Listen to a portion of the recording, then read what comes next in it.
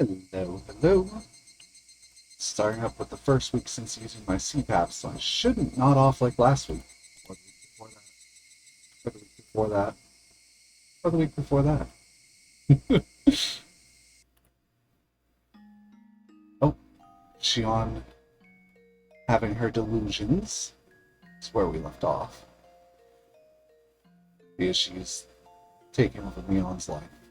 He was back on the baseball team. Irie and I acted normally around him because we knew that's how mature people should act. We welcomed him back, as if he had been here with us the whole time. Although he hits well in practice sessions, he still doesn't do well in a real game. Come on, Satoshi-kun. 3 strikes already?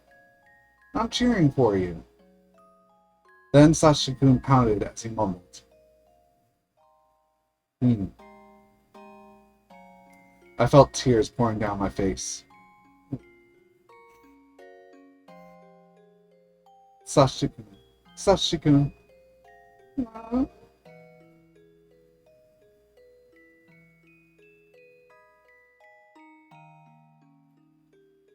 The happy dream faded out with my sobs.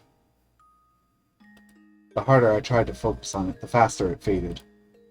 Soon, it was all gone. Muted. I could see the bright morning sun through a crack in the curtains. I was in Mion's room at the Sonozaki house. When did I come back? I was crouching in the corner of the room and crying. A dream is a dream. I wish I hadn't woken up.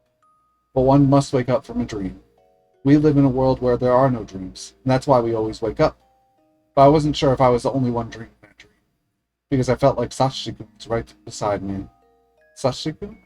Did you come back? There was no reply. That was the rule. If it was Satoshi-kun, I wish it'd just smile at me just once. But Satoshi-kun's presence faded away, as if he were never there to begin with. I heard the phone ring by the front door. Ah, that's right. I was the only one in the house now. I had to answer it. I got up to walk to the front door. I felt unsteady, so I put my hand on the wall to support myself. I hardly got any sleep. It was like I had a bad cold. The phone continued to ring. I probably didn't have to answer it, actually. But I was still half asleep, and all I could think of was answering the phone. Hello, Sonozaki residence. Sorry to call you so early. It's Kimiyoshi. Is your grandma still sleeping? It was Uncle Kimiyoshi. She is, yes. I guess she's still tired from yesterday. I think I'll let her sleep in. Yeah, you probably should. Mion-chan, you're going to school, right? Can I leave a message with you? Sure. What is it? Let's see. There will be an emergency meeting regarding the incident from yesterday. It will be at the Shrine's Assembly Hall starting at 5 p.m. Did you get that? Yes. I'll give her the message. As soon as I put the phone down, it rang again. Hello, Sonozaki residence. Good morning. Sorry to call you so early. This is Kasai. Is this Mion-san? Good morning. Kasai-san. Good morning. Is Shion-san still there?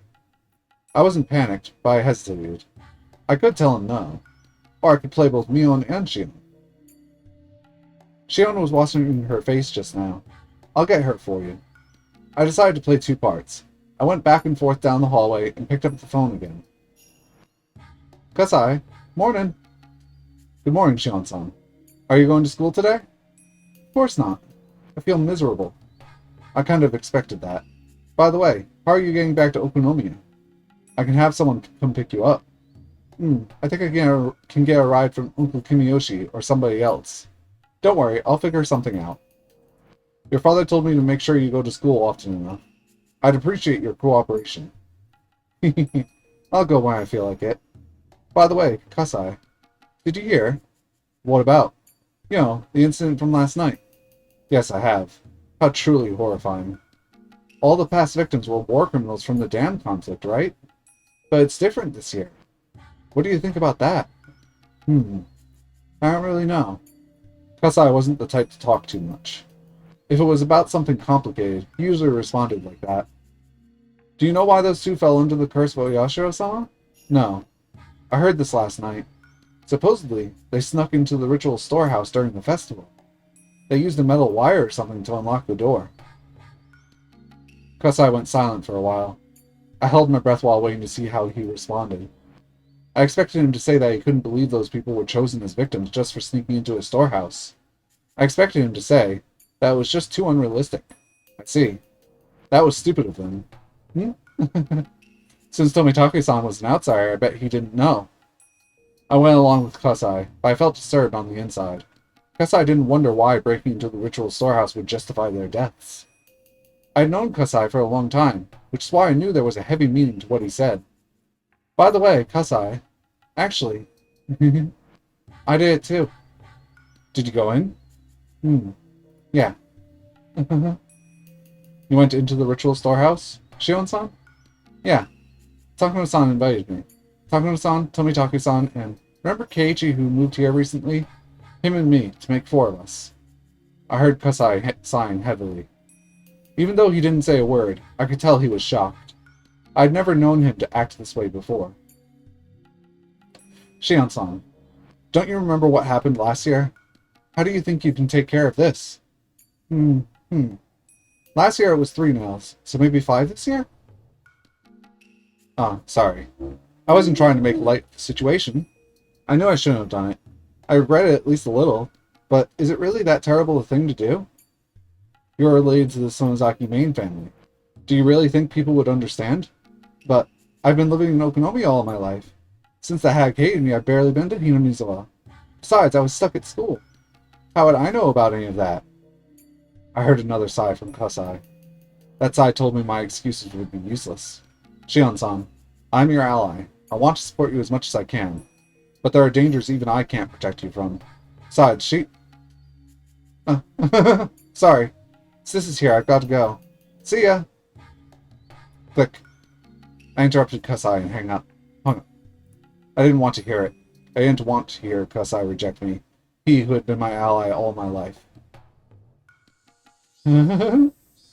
Shit. Damn. It. I could hear the sound of cicadas.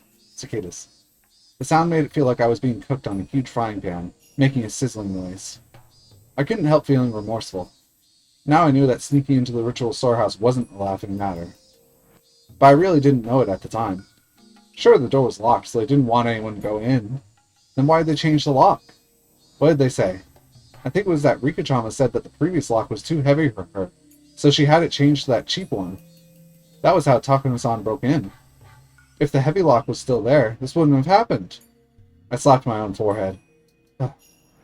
I took a deep breath. I had to calm down. What was the point of fussing now? I'd already passed the point of no return. There was no use thinking otherwise. The hag was already dead. Even if she wasn't, she was now at the bottom of the well. Therefore, it was already past the point where I could just cut my fingers off in an apology. I felt still unstable. I walked on the fence around the swings at the park before, as if I was walking on a tightrope. It was fun because even if I fell, it was only a very short distance. But it wouldn't have been fun if I were up really high. At that very moment, I was in fact already on a tightrope that was a lot higher than the fence at the park. As soon as I took a step, the rope behind me would vanish. I couldn't step back, because there was nothing behind me. That was, in short, the current situation I found myself in. Just standing in one spot was all I could do. Even if I never took another step, I'd fall if I wasn't careful. If I forced myself to walk, the danger would only increase. But if I didn't move, I would fall eventually. I couldn't see what was ahead of me. There was no guarantee that I'd ever find firm ground. But if I stopped, there was only one fate waiting for me. I have to move onward. If staying here guaranteed death, then I'd rather try to walk, even if I'd die as a result. Even if there was a dead end ahead of me, at least I tried my hardest. In general, I try to be optimistic. I could accept my life not lasting particularly long, but I wouldn't go easily. I'd struggle as much as possible. I'd already killed the hag. For that, there could be no other punishment than death. I knew my life would end soon. In other words, I was actually already dead. Dead person has nothing to lose. That means I can only go on the offensive. I clenched my fists tightly as I muttered. Even if I had to die, I couldn't die easily. This was my chance to avenge Sachiko-kun. Who did it, for what purpose, and why? I was going to investigate. I was going to question. I was going to expose. Yes, I was going to settle the score. I'd carry out the plan I came up with yesterday. I could hide the hag's death somehow. All I'd have to say is that she hadn't been feeling well since the Watanagishi. I could do it all while pretending to be Bion. Just in case her friends at school became suspicious, maybe I'd start telling them I hadn't been feeling well either. In fact, I did feel groggy from my lack of sleep. When I became Mion, Shion would automatically disappear. I'd already told Kusai that I snuck into the shrine storage, so he'd probably end up telling people that I was demoned away due to the curse of Oyashiro-san. The last person I'd have to think about was the fourth one who snuck into the ritual storehouse, Keiichi Maibara. Maybe I can use him as bait to lure out the enemy. Sorry, Kei-chan, you're going to be my bait. I felt a little bad, since I was starting to like him. With all that figured out, let's go to school. I'd gone to school as Mion before, so I knew how things worked. It was almost time to leave the house. Mi-chan! You're late! Huh. Huh. You waited? You should have just gone on ahead. Hey, Mion. Your face is red. You're breathing heavily, too. Mi-chan, are you not feeling well? Rena put her hand on my forehead. Rena, your hand is pretty cold. Mi-chan, you're a little bit warm. It's no big deal. Give it half a day and I'll be fit as a fiddle. Are you really okay? You don't have to push yourself, you know. What's this? Kei-chan, are you worried about me? That's nice of you. I'd always thought he was a goofball, so I was a little surprised. I thought they would tease me, but they didn't. I just think you shouldn't push yourself so hard. We can tell the teacher you had to take the day off. I'm fine. I took some medicine. I think it's already working. Okay, let's go. Don't overdo it. But of course there's the time. What? We need to run or we won't make it. This morning got pretty thrilling. Maybe it's just what I need to shake off this sluggishness. Let's run.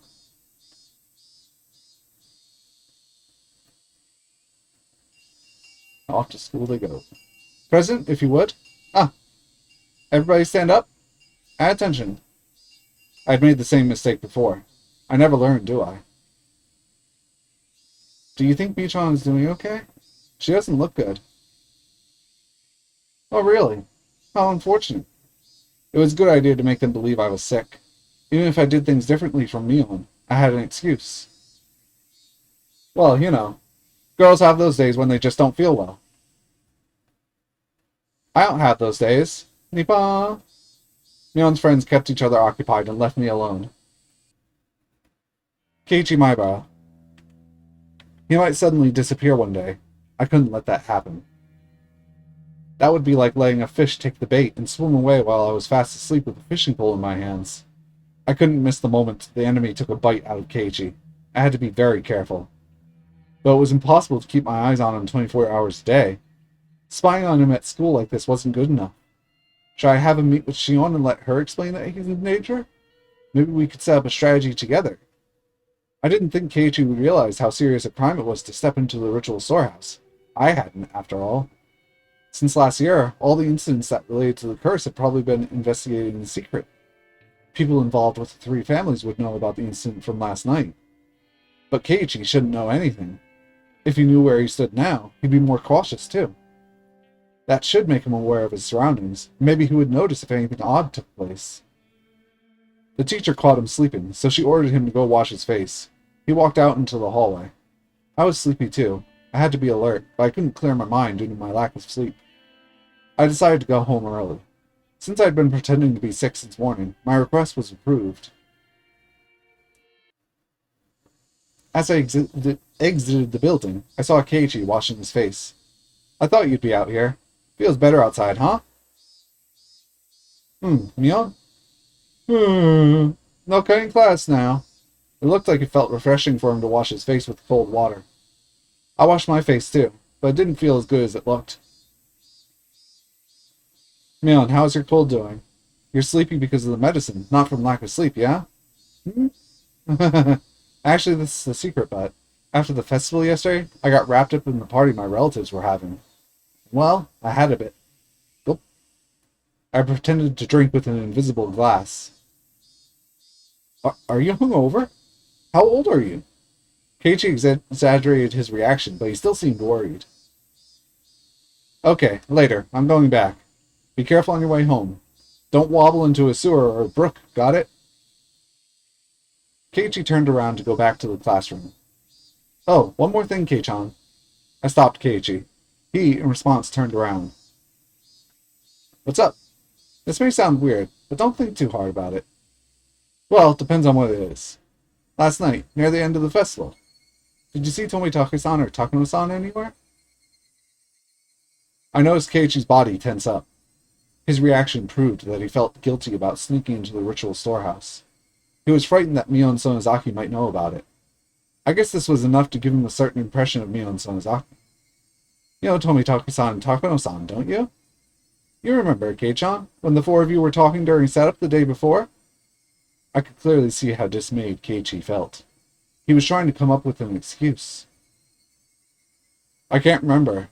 I might have seen them, or not. He was both a bad liar and a bad actor. He wasn't really that intelligent at all. Well, that would make him a suitable friend for Mion.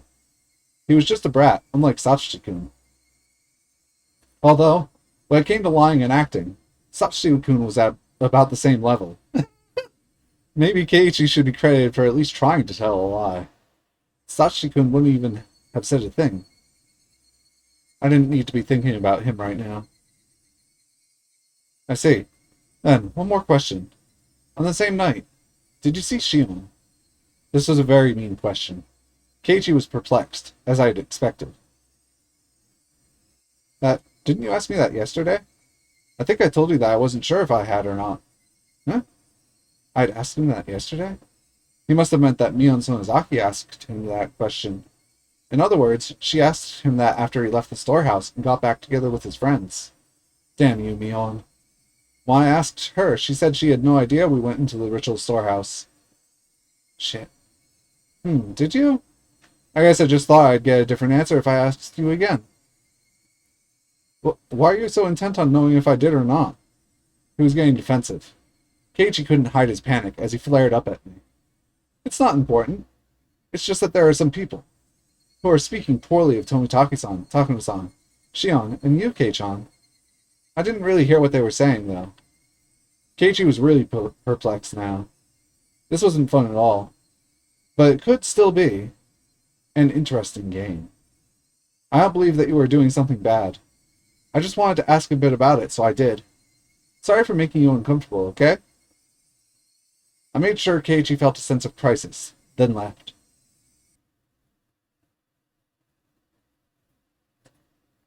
Nobody can tell us apart. We're Mion and Shion, perfect twins. As long as you don't look for the giant tattoo on my back.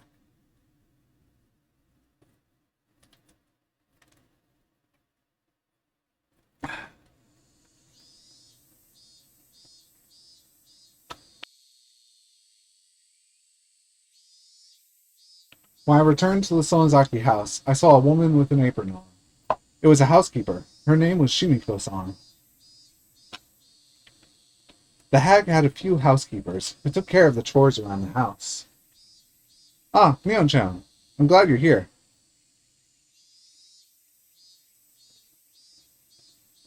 Just make sure things are muted. There. Hey, Shimiko-san, can I help you? Today was her turn to come help out at the house. She'd arrived, but the gate was locked and she couldn't get in. She'd called, but there was no answer, so she had been just standing there, not knowing what to do. Something must have happened to Granny at the festival. She's been in an evil mood ever since last night. Ah, I see. Shimiko-san tried to remember if she had done something wrong. She isn't ignoring you, she's sleeping. She was up until very late, so I bet she can't wake up yet. You know how she is, right? Once she gets into this mood, it'll take a long time for her to be happy again. Yes, that's too bad. I think it might be better that you don't show up for a while. Even if you don't mean to upset her, Granny might take it the wrong way. Just let me take care of it. I see. Are you sure? I'm very grateful, though. Sorry to make you do this, but could you let the other housekeepers know that they don't need to come for a while either? When Granny feels better, I'll give you a call. So let's just leave her alone for now. Shimiko-san bowed, then left on her bicycle. Anyone who had ever experienced Granny's wrath would understand. I headed into Mion's room, set her alarm clock for 2 p.m., and crawled into her bed. I needed to recover quickly. I had to be sharp, calm, and cool-headed. School should be out by 2 p.m. Maybe I'd get in touch with Keiichi. I'd have to call him. There would also be a staff meeting at the Furude Shrine Assembly Hall in the evening. All the leaders of the 3 families, their relatives, and the town council members would gather at this meeting. They were all authority figures in Hinamizawa. I'd be attending in place of the hag, who is sick. I'd worry about the rest when I get there. People shouldn't notice that Mion and the hag were missing for a long time. I didn't need to worry, as I had plenty of time. I checked the alarm once more. Then fell asleep as if someone switched me off.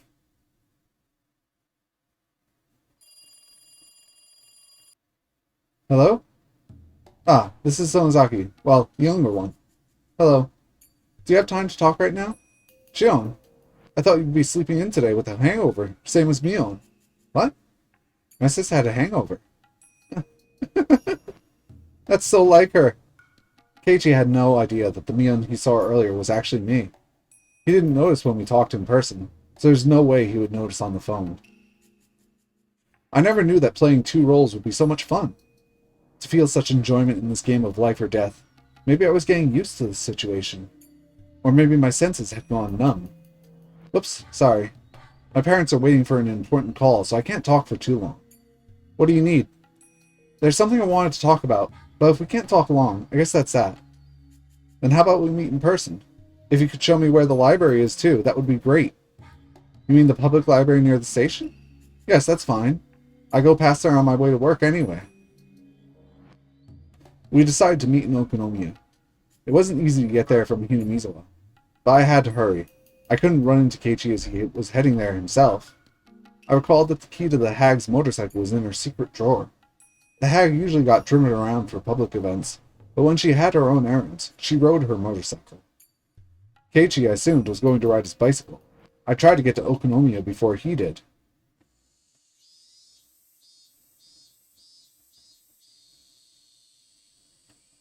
Keiichi arrived quite a bit later than me. Motorcycles are faster, after all. There were hardly any traffic lights to worry about on the way here, either. Wow, Mion never keeps her appointments. I mean, honestly. Making my sister the standard for everything will get you in trouble. You're a little unsteady. You were drinking last night too, weren't you? Don't try to hide it. You definitely went home from school early. Oh, too bad. I've been at home all day from the beginning. I'm smarter than my sis after all. Hey now, I don't think you can call playing hooky smarter. You should finish your errand first. We don't have that much time. We're going to the library, right? Yeah, thanks. My mom had to return some books by today. Is the library far? No, it's right nearby. I meant it when I said we didn't have much time.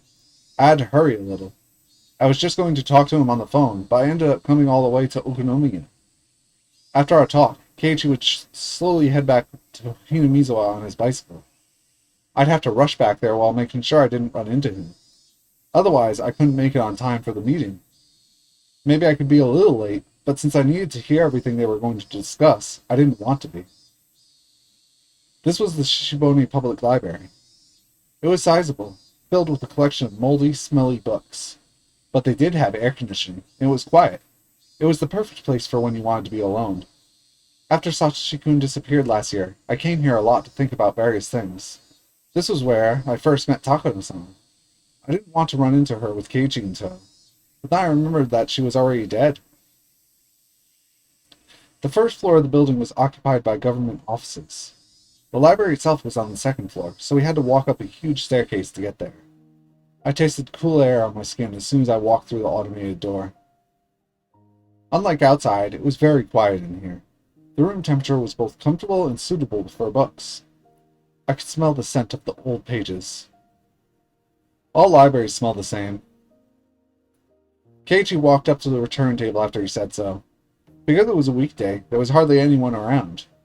It really was very quiet. I was going to chat about some ordinary things, and then move on to the main subject. After Keiichi returned the books, I invited him into the inner section of the library. Keiichi knew Mion well, but he didn't know me at all. He showed an interest in our life story. That was exactly where Takano-san told me about the true history of Hinamizu a year ago. I was about to tell Keiichi about things that were very similar to that. Did God have a sense of irony? Now that you mention it, that toy store looked like it was managed by relatives as well. Does that mean they operate Angel Mort too? I told him the reason why the Sonozaki family was so powerful in this area. I assumed that since Keiichi came from the city, there was a good chance he couldn't even begin to understand how one old family could literally control an entire area. Unless I explained to him how powerful the Sonozaki family was, he wouldn't understand what kind of danger was barreling toward him. The family is particularly strong in finance and real estate. Even a lot of members of the Chamber of Commerce and Industry either have the last name Sonozaki or are their relatives. There are Sonozakis in the City Council and the Prefectural Assembly as well, since they have the Okonomiya area giving them strong electoral support. Wait a minute. This is all escalating pretty quickly.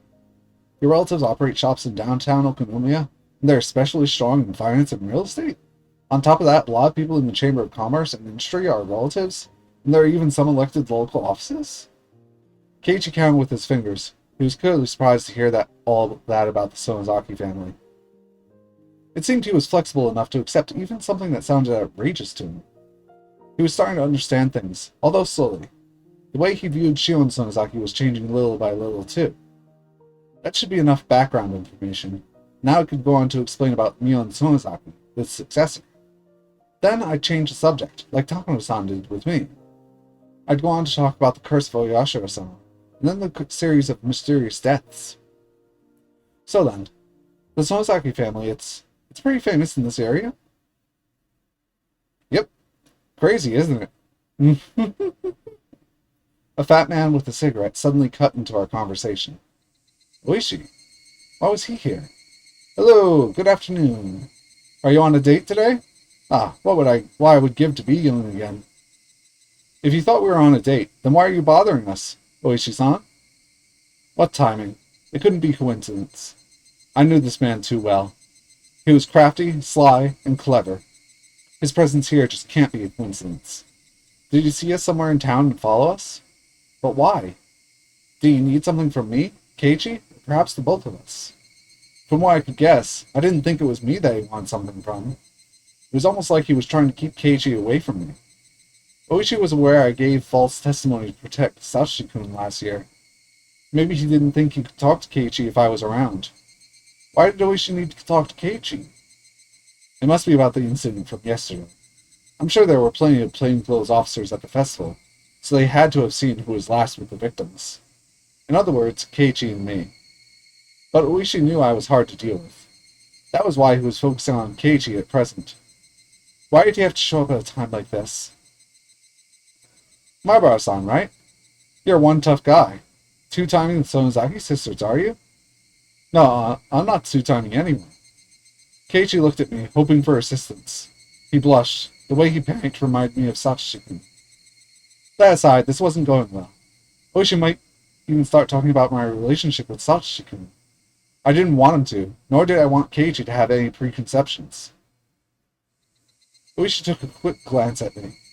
His eyes told me something. He was purposely talking about the things I'd rather not talk about. He was basically telling me to leave or he'd continue on to something that was worse than what they were currently talking about. He didn't use words, but his eyes clearly communicated that anyway. Damn that big fat weasel. I'm sorry, Kei-chan. I really do need to get to my job. Huh? Oh, you do? I realized I wouldn't achieve anything like this, even if I stayed longer, so I used my part-time job as an excuse to leave. Oishi looked at me and grinned. Damn it. He won today, but I'll win next time. Wait, didn't you have something to talk about today, Shion? Yep, I'll see you later. Oh, I'll give you a call after I'm done. It'll be okay to call at night, right? Yeah, probably okay. I'll talk to you later tonight. Bye! Just going through all the scenes that he went through in chapter 2 basically right now.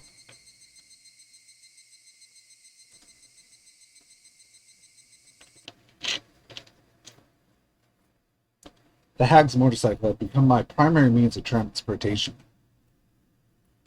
My next stop was the staff meeting at the Furude Shrine's assembly hall. It was easy to imagine how a normal meeting would play out if it were just celebrating the end of Watanabe. But today's staff meeting was likely going to be as strained as the Sonozaki family councils. Yes, this staff meeting was going to deal with the heart of Hinamizu. I couldn't let my guard down, even for a moment. I rested for a while at the house, then left for the meeting. I walked up the long stairs to the Furude Shrine. At the top, I saw some elderly men smoking in front of the hall. Since they had a minor fire a long time ago, it had been made into a non-smoking area. Except Mion-chan, the head of the Kimiyoshi family, Uncle Kimiyoshi noticed me and waved. He must not have expected Mion to come alone. Normally it would have been either the hag by herself, or Mion tagging along as an assistant. Granny's been in a terrible mood since the incident last night. She's been staying in bed and won't even let me get near her. They all understood how troublesome she was when in a bad mood. They smiled bitterly in sympathy. So you're here as the Sonozaki family representative, then? Has Oryo-san told you anything? Sort of. What do you mean, has Oryo-san told you anything? That line by itself didn't really explain much. The staff meeting was usually led by the mayor, the head of the Kimiyoshi family. And he'd asked me, as the substitute for the Sonozaki family head, if I'd heard anything from her. I then realized who was supposed to lead today's staff meeting. Uncle, no. Kimiyoshi-san, do I really have to lead the meeting today?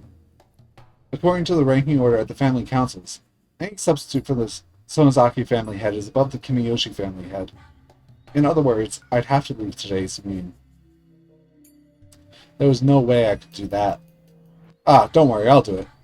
You can just take a seat, Mion-chan. If there's something you've heard from Oryo-san, just let us know, okay?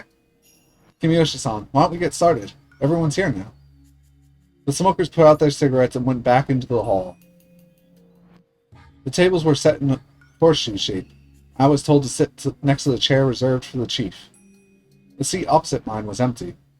Considering its location, it was probably for the Furude family head, Rika Furude. But somebody had said earlier that everybody was already here. Either Rika-chama had called in absent, or the empty seat was just a formality. Knowing the subject of this meeting, I don't think that the Furude family head would even want to attend. Even if Rika-chama actually attended, she wouldn't be able to say anything. All she'd usually do at the Sonozaki family councils was draw pictures on a notepad. She would probably end up drawing pictures in this meeting too. Besides, they probably didn't want her to hear anything unpleasant. In this way, the empty Furude family seat was easily explained. When everyone was seated, the head of the Women's Association served tea. She gave me an evil look, trying to tell me to help out. I got up and did so. After that, everyone fell quiet, and the secretary stood up. Everyone, thank you for coming today on such short notice, despite your busy schedules. Let's start with a few words from the mayor. Go ahead, please. Please excuse me for staying seated. Ken-chan, you stay seated too. Thank you all for coming today. Also, you did a great job at Watanabe yesterday. The festival was a great success as usual. There weren't any mishaps. Lots of villagers came. I believe it went great on the whole. Let me see, how many people was it? According to the Imperial General Headquarters report, approximately 5,000 people showed up. Everyone laughed except me. I hope we'll continue to work together to carry on this tradition. I appreciate your cooperation. An applause with only 8 people doesn't sound so great. Okay, let's move on to today's proceedings. Kimiyoshi-san will lead the meeting today. Please applaud if you approve. Clap, clap, clap. Thank you. Then, with your approval, Mayor Kimiyoshi will take over. Please go ahead. Thank you, Ken-chan. Let's start now. Sorry. Could you close the curtains? Everyone closed the curtains nearest to them. The sun was still up. With all the curtains closed, the room became very dark. The village chief explained the details of the incident, as well as what went on with the police. A police vehicle discovered Tomitaku-san's body on its way back to Okonomiya last night. Oishi's special curse unit was standing by, expecting something to happen for the 5th time, so they responded quickly. Since Tomitake-san and Takura-san were rarely apart, Oishi got in touch with the neighboring prefectural police departments and asked them to look for her.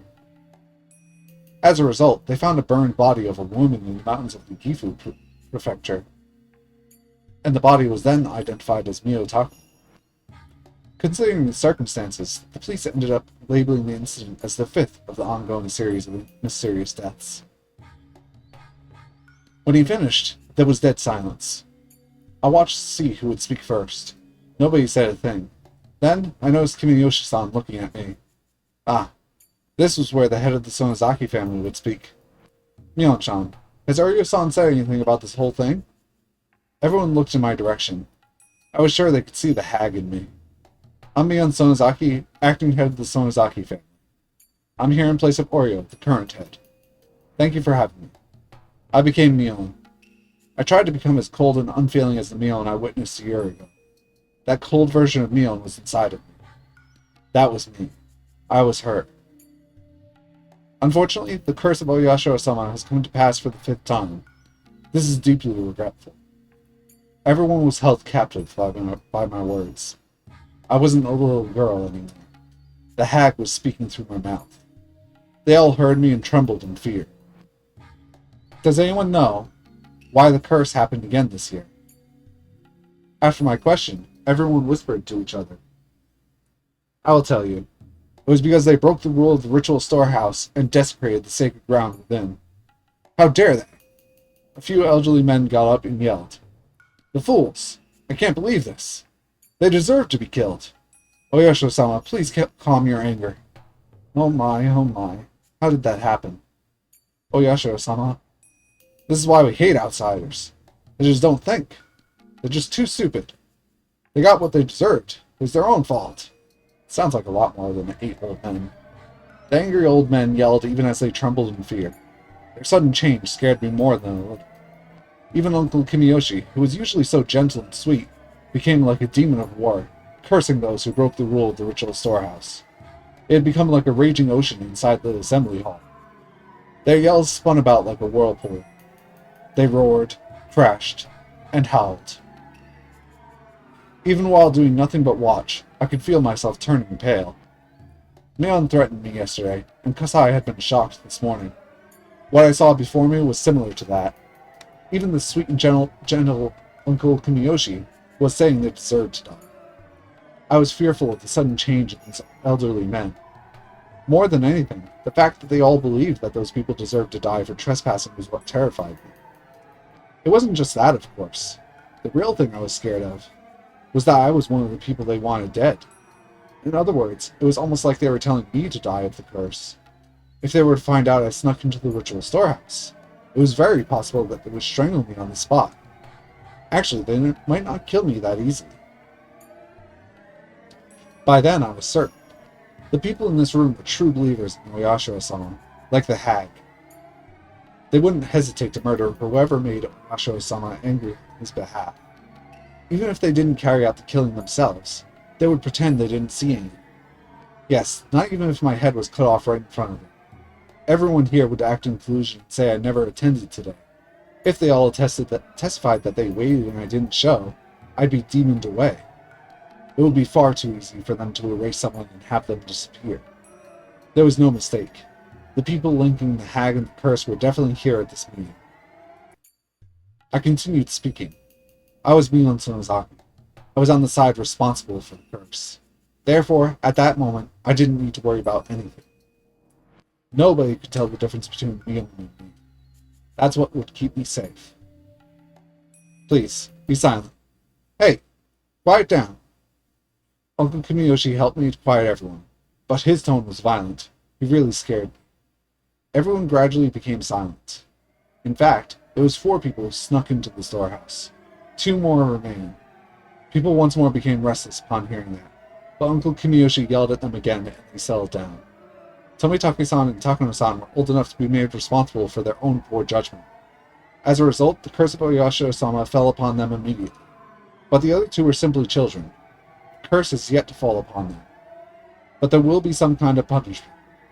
Everyone stayed quiet that time. They had all turned genuinely pale, trying not to miss a word I said. After all, they were all thinking that the kids I mentioned could be their own relatives, or even grandchildren. They wanted to know who they were, to put their minds at ease. The other two snuck into the ritual storehouse were Shion Sonozaki and Keiichi Maibara. I could feel the air getting drier. It was so dry it almost felt like it was going to start making a crackling noise. Shion Sonozaki has, already. I couldn't even hear the old people breathe. I took a peek at Uncle Kimiyoshi, who was sitting next to me. He had adored Shion as if she were his own granddaughter, but she had been demoned away. I wanted to see how distressed and sad he'd look, and when I saw his face, I felt a sensation on my back, as if my skin itself was making me crack the bones.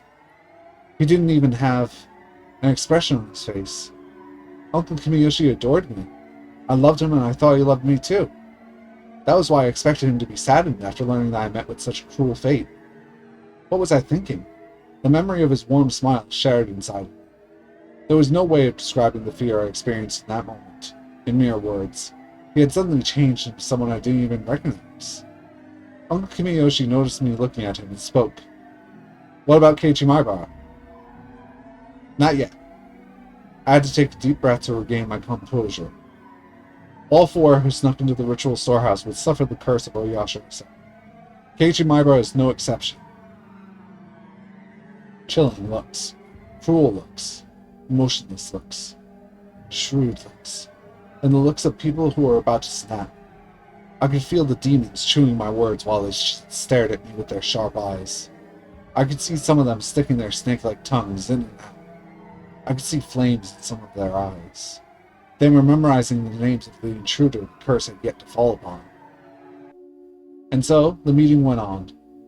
We were told not to tell the police too much, to report what they asked us, and to hold another meeting whenever something of significance happened. If something unexpected took place, we would get in touch with either the head of the Kimiyoshi family or the head of the Sonozaki family for instructions on what to do. With those closing remarks, the meeting was over.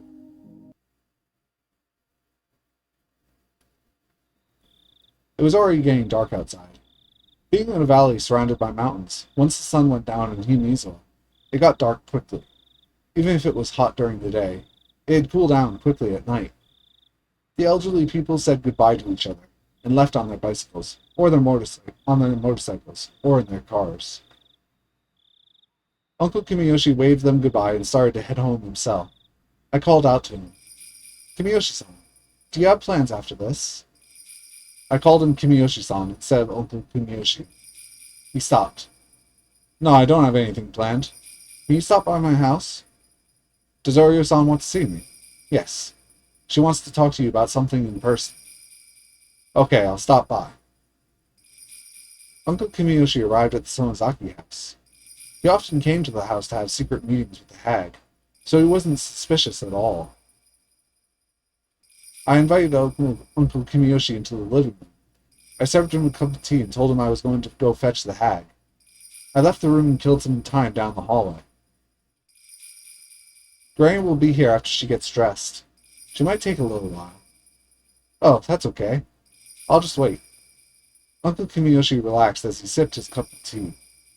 I sat next to him. I think she wants to talk to you about Shion.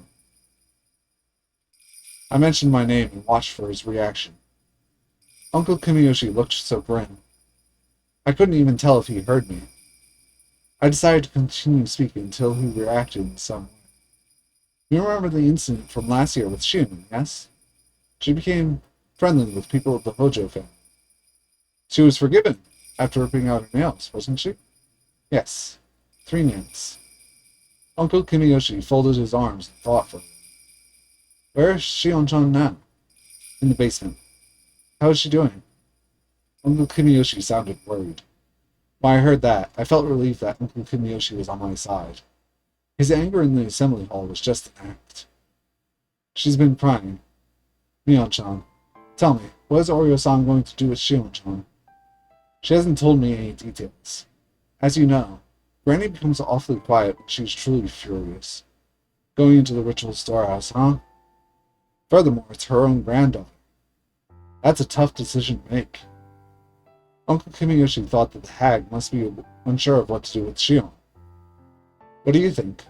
What do you think will happen to Shion? Well, I'm sure it'll be far more than just 3 nails this time. Knowing how Oreo-san is, she won't hold back just because it's her granddaughter. Actually, she might be even more harsh, especially because they're related. Yes, she did go into the ritual storehouse. That's not something that can be forgiven so easily. Indeed. It is sacred after all. But in a way, maybe it's not fair to Shion. She's been away from Hinamizo, as you know. I'm sure she knew she wasn't supposed to trespass in the ritual storehouse. But maybe she didn't know how forbidden it was. Yeah, that's true. Poor Shion-chan. Other than the tattoo on my back, how would you tell the difference between Shion and me? There isn't one.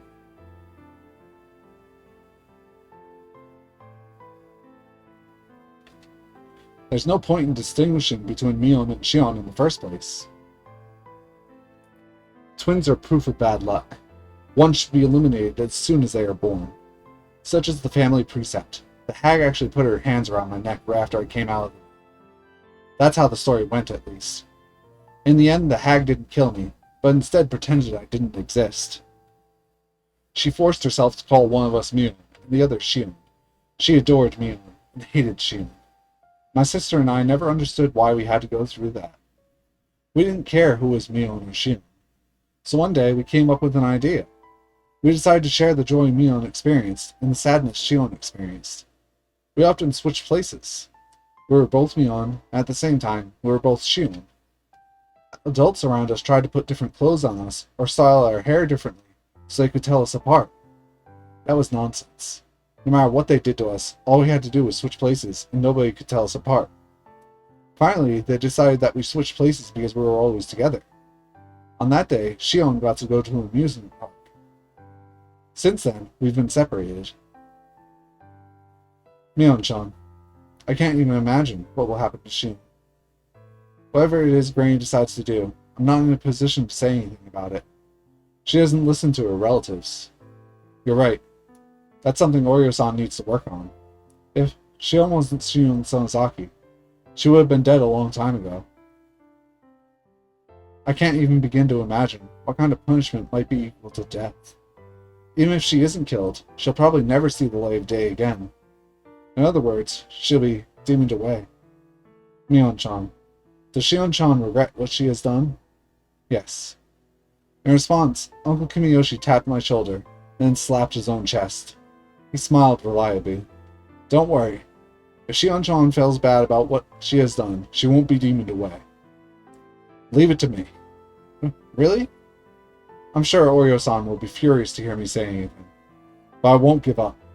I'll explain to her that Shion-chan regrets what she has done, and I'll beg for her forgiveness. Tears began to fall from my eyes. I knew it. Uncle Kimiyoshi was my ally after all. He said he would forgive Shion. He was my ally. I was so very happy. Are you sure? Are you sure she won't be demoned away, like Sachi Hojo-kun was last year? Uncle Kimiyoshi smiled reliably again and told me. He was a brat of the Hojo family. This is Shion-chan and the Sonozaki family we're talking about here. Of course she'll be forgiven. The music ended instantly, I think. Huh? Yep. A brat of the Hojo family? Are you talking about Sachi-kun? Last year's victim? Those Hojo people. They were traitors who tried to sell out the whole village. Of course he got demoned away. He was a Hojo after all. Huh? Huh? Huh? The Hojo people should all be cursed. Only people like them get demoned away. Shion-chan will be okay. It won't happen to someone like her. Uncle, didn't Shion take care of that for Sachi-kun last year? Wasn't he supposed to be forgiven? Take care of that? What do you mean? Remember? 3 nails. She removed 3 of her nails. Kasai-san, Uncle Yoshiro, and then Sachi-kun. 3 people. She removed 3 nails for 3 people. And now Shion learns Sachi-kun wasn't the start. Eh? So that was why it was 3 nails, huh? Huh? What? Wasn't that the significance of those 3 nails? Yeah, you're right. There were 3 people involved, hence the 3 nails. I heard that too. But, what? Kasai-san, Yoshiro-san, and Shion-chan. That makes 3. What? Huh? What? Huh? Huh? What? I endured excruciating pain. The first one was my left pinky, then the ring finger, and then the middle finger. People held me down so I couldn't move, but I endured. I had to endure 3 nails. I didn't know which nail was for Sachi-kun. If my middle finger was for Sachi-kun, I'd have to endure until the middle finger was done so that Sachi-kun would be forgiven. That was why I endured. Even Mion said afterwards, everything was forgiven. Huh? Huh? Huh? Mion, didn't you say Sachi-kun was forgiven? Didn't you? That's what I heard. I think that's what I heard. Or did I? Huh? Huh? Huh? I felt the air move. There shouldn't have been a breeze in that room, but I felt it anyway. The cool air stroked the back of my neck. That was when my true self stood right behind me and nodded. Although there was no wind, my hair billowed. The burning wickedness buried deep inside my eyes became visible. Why do you think Sachi-kun, Hojo-kun got demoned away? Sachi-kun's parents did in fact try to sell out the village. They deserved the curse of Oyashiro-sama. But Sachi-kun was simply their son. What has he done? Mion-chan. I'm asking you, what kind of crime did Sachi-kun commit? You said earlier that he deserved to be demoned away because he was born of the Hojo family. What has he done to deserve being demoned away? Kimiyoshi didn't know what to say to the sudden question. He seemed dismayed. I didn't hear her say it, but I know. It was Oryo Sonozaki's decision. She decided that the curse of the Oyashiro-sama would fall upon all of the Hojos. Wait, Mion-chan, that's not true. Didn't she decide that? No, she didn't. The curse of Oyashiro-sama falling upon the Hojo family. I do remember talking about something like that, but we never decided that. Nobody did. Then, why did you say, because he was one of the Hojos? Sorry, Mion-chan. That was, I shouldn't have said that. I'm sorry. That's just it. Anything that happens to the Hojo family is the curse. As long as someone has the Hojo name, nobody cares about what happens to that person. That idea is spread like a virus amongst all the villagers. It didn't matter if Sachi-kun did anything or not, because he was a Hojo who's filthy. That infection of an idea is the entire problem. And you all believed in that idea. You couldn't even think straight anymore. I can't forgive you. I can't let someone like you exist. People like you cornered Sachi-kun and his family. Poor Sachi-kun. What has he done? He hasn't done anything. He was a Hojo, that's all. What kind of a crime is that? Why did the curse fall upon him? What kind of crime has he committed? Wow. Kimiyoshi's upper body bent backwards and fell onto the floor. That was that. I put my stun gun back in my pocket.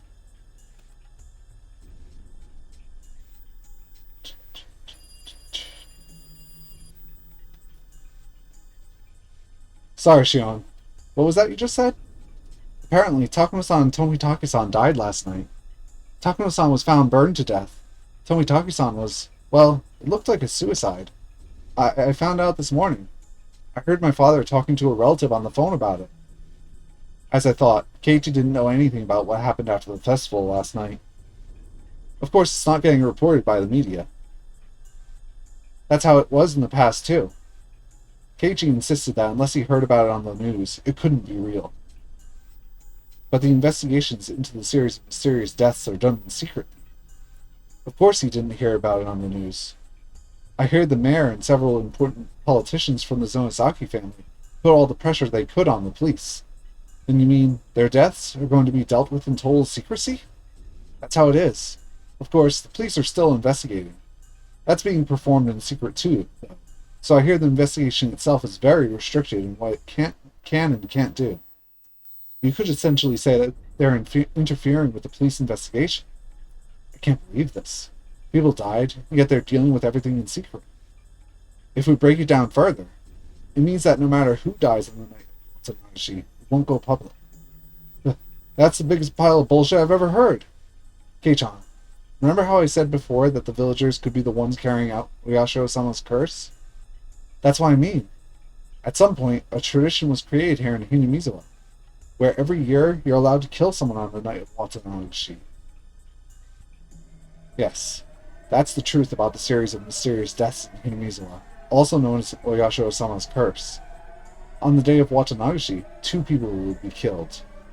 Perpetrators are using the curse of Oyasho-sama as an excuse to kill one victim and make another disappear. That's why the curse of Oyasho-sama takes place. That's what happens in Hinamizawa, and that's what happens with the curse. What Kimiyoshi said is all true. Infecting everyone with the idea that the enemy from the dam conflict deserved to die was the root of all this. That was the system of vague commands used in the Sonozaki family, created by its head, Oryo. One thing that must be mentioned about that command system is that the person giving the orders and the one executing them didn't need to interact in any way. Though Oryo was the commander, she never gave actual orders. She only had to expect something to happen. Every single one of the family council members around her would want to satisfy that expectation, if given the chance. They didn't have to be proactive about satisfying it. They could be passive too. But when the chance arose, anyone who knew Oryo's intentions could potentially become the one to execute her orders. Therefore, Oryo would never know who actually executed her order, and none of the relatives knew it either. But they all knew things would conclude just as Oryo wanted, and they could just assume it was one of their own who did it for her.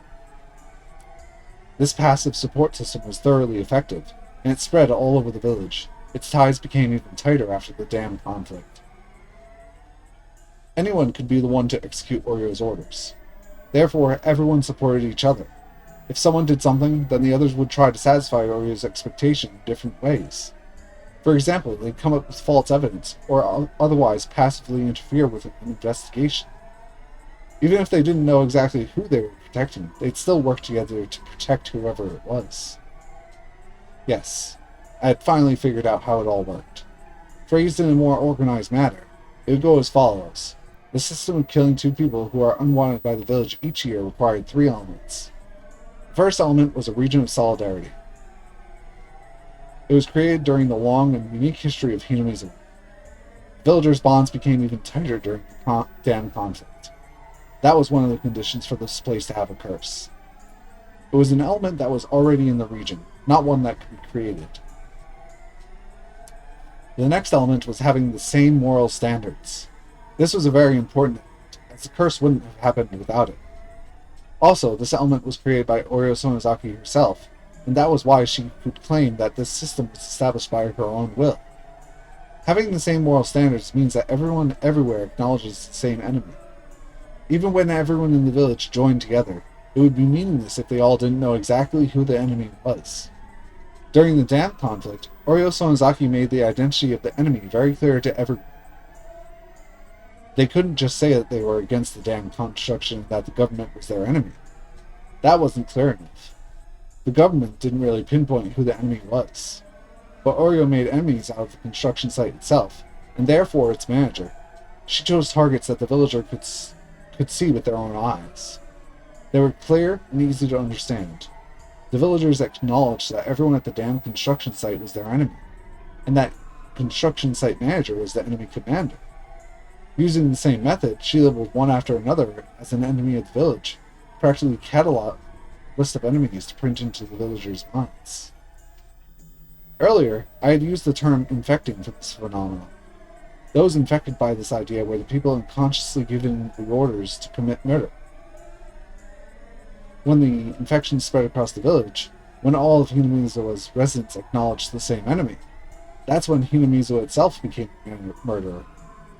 Oryo combined those 2 elements, a solitary region and having the same moral standards, then selected the enemy and spread that notion throughout the village. The law would normally have punished both the one who committed the crime and the one who gave the order. But Orio's system didn't require an order at all. Oreo just had to become concerned about the enemy she had pre-selected. But that alone wouldn't cause the curse to take place. Oreo's concern was like a safety device, and even when the safety device was off, the curse wouldn't occur unless there was a finger to pull the trigger. The last necessary element was to set a date for execution, the night of Watanabe, the night to venerate Oyasho-san, the guardian deity of Hinamizu. On that night, the curse of Oyasho-sama falls upon two enemies of the village, and they disappear. Everyone in the village acknowledged that as fact. In other words, if the same incident took place on any of the other 364 nights of the year, it would be nothing other than a murder case. But if it happened on the night of Watanabe, then it would transform into the curse of Oyasho-sama. The idea that villagers are allowed to kill their enemies on the night of Watanabe had infected them. The villagers were the cells of this huge creature called Hinamizu, and each cell would be taught who the enemy was. The set date was basically a green light for whoever was in the best position to kill the enemy. That was the truth of the curse of Oyasho-sama. Therefore, the one who actually killed Sachi-kun is my enemy. The one who set up this murderous system, and the one who named Sachi-kun's family as my enemy. To use a broader definition, Hinamizu itself, and the very system of Oyasho-sama's curse, is my enemy. I already killed the hag, the one who designed the system. Kimiyoshi, the one whose job it was to infect the villagers with the system, was already in my hands. I just had to find out who else was involved, and how much. It was like pulling a weed while being very careful not to break its roots. I announced that Keiichi Maibara was one of the people who snuck into the shrine storage. I was certain that fact had already spread throughout the underside of the village. In other words, Keiichi Maibara was an object of the curse of Oyasho-sama. Takano-san and Tomitake-san were found dead, having been killed in gruesome ways. That was the curse of Oyasho-sama. In that case, they could demon away two more people as sacrifices to calm the anger of Oyasho-sama. The set date for the curse was already over. But just like what happened to Sachi-kun, demoning away was allowed a little extra time. Probably because it required effort to make him disappear. Something would happen to Keiichi Maibara within a few days. I'd wait patiently, careful to not let my enemy simply take Keiichi Maibara, my bait. Keiichi had been yelling on the other side of the phone for some time. He kept yelling that he didn't want to go into the ritual storehouse to begin with. He claimed he was simply invited by Takano-san and me. He shouldn't be in danger because of that, he said. He was feeling a sense of crisis and tension. This was going to work. The livelier the bait, the easier it is to spot. Why the hell did you do that? I didn't have anything to do with this. What will you do?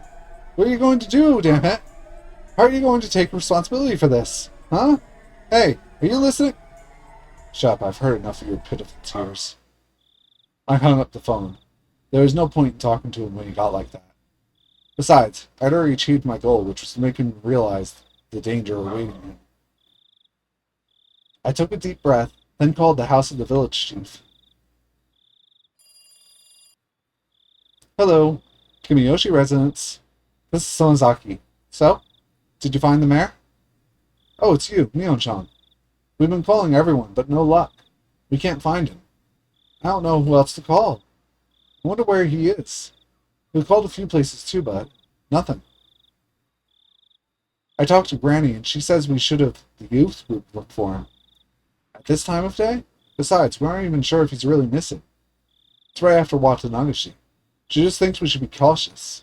If the youth group can't find him, then we should call the police the first thing in the morning. We'd rather not get the police involved unless we really have to. Did Oryu-san say that? Yes. If you don't believe me, I'll have her get on the phone. Oh, no. I understand. Okay, we'll gather the youth group and look for him. If they can't find him, we'll call the police in the morning. Please call the leader of the youth group then. I'll be right over in Granny's place. Thank you. I'll get everyone together right away. Okay, see you later. The youth group had gathered at the Furude Shrine. They were going to try to find the mayor. I also had to go, in the absence of the hag. Just to be mean, I stopped by the underground torture room to let the mayor know that I was headed to the Furude Shrine to search for him.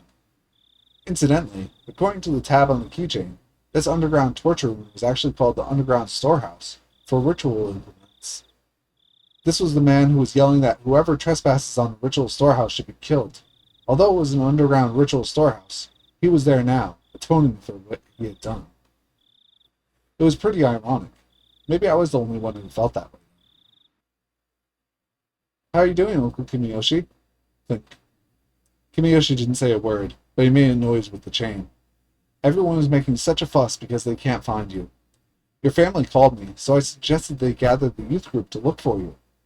I'm heading over there now. Was this mean or what? Kimiyoshi could only make noise with the chain. He couldn't even express any emotion other than anguish. Is the chain too short?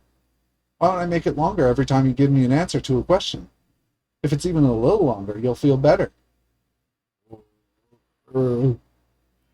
Kimiyoshi's hands were tied behind his back with a tight wire.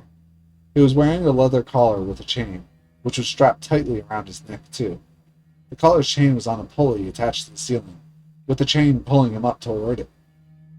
That chain was very short, pulled very tight. Kimiyoshi had to stand on tiptoes to be able to breathe. He had been like that for almost an hour already. He was already exhausted. If I left him overnight, he'd probably end up hanging himself. You told me earlier that you didn't know, but I'll ask you one more time. Please tell me anything you know about Sachi Hojo-kun. Oh, sorry. You can't even talk, can you? I'll loosen the chain a little while we chat then. I turned the pulley just a little to loosen the chain that was pulling on Kimiyoshi's neck. Kimiyoshi's heels finally touched the ground, relieving the pressure on his muscles. I really don't know, Shion-chan. I really don't. Don't you even know if he's dead or alive? I really don't know anything. Well, I guess that's how the curse system of Humazoa works. It's possible you really don't know. Okay, then I'll change the question. As the head of the Kimiyoshi family, I would like you to tell me what you think has happened to Sachi-kun. Is Sachi-kun dead or alive? Kimiyoshi didn't know what to say. If he said he didn't know, I'd tighten the chain and leave the room. That would be like a death sentence for him. But all I said was that I wanted him to speak as the head of the Kimiyoshi family. I didn't ask him to tell the truth. But he didn't know what to say to avoid souring my mood and to get me to loosen the chains around him. He was obviously trying to figure out how to make me extend the chain. I've heard a rumor that he may be alive. But I'm going to Tokyo on a bullet train, right? The police have seen him in Tokyo. Or something like that. Oishi had told me that Sachi-kun had been witnessed getting on a bullet train heading to Tokyo at Nagoya Station. But the police didn't know if that really happened, or what became of Sachi-kun after that. Therefore, this was simply a random assertion of Kimiyoshi's. Hey, head of the Kimiyoshi family, what would be the point in letting one of the cursed family members live, after going through the trouble of making him disappear? I don't think there's any reason for that. Besides, who gave you this information? I was in close contact with Oishi for a while, but he never mentioned it to me. Uncle? If you're just saying that to make me happy, it's not going to work. You know that, don't you? I reached for the pulley controlling the chains around Kimiyoshi, and that act alone sent him panicking as he feared them tightening once more. Sorry. I'm not trying to make you angry, Shion-chan. Sorry. I don't have time for this. I'm simply asking you to help me look for Sachi. That's all. I know that. I'll answer you. I took my hand off the pulley. Seeing that, Kimiyoshi began making loud groaning noises to try and show he was thinking hard. Be frank with me. Do you think he is alive or dead? I think you shouldn't think he is alive. That figures. There was no point in letting him live, right? I agree with you. I really didn't mean anything too deep by it, but what I said truly scared Kimiyoshi. The police think he ran, using the money saved by Satsuko's birthday present, because he was the main suspect of his aunt's murder. What do you think about that? Well, I heard that the culprit was some kind of drug addict. What do you think about that? Maybe I shouldn't say this, but I believe Sachi-kun was the culprit. The drug addict was probably a decoy the hag arranged. I've suspected as much. That guy appeared out of nowhere. I didn't understand it at the time. So he was a decoy. I'm pretty sure. Why do you think that, though? The police were investigating the case, and Sachikun was their primary suspect, wasn't he? If he was going to be deemed away, she didn't want the police to continue the investigation, I guess. What Kimiyoshi just said is very interesting. He's perfectly correct. If the police continued their investigation, it would complicate things for whoever deemed away Sachikun. Therefore, the hag came up with a decoy in order to bring an end to the investigation. But fabricating a suspect can't be that easy, don't you agree? The only person who could do things like that is Oryo-san.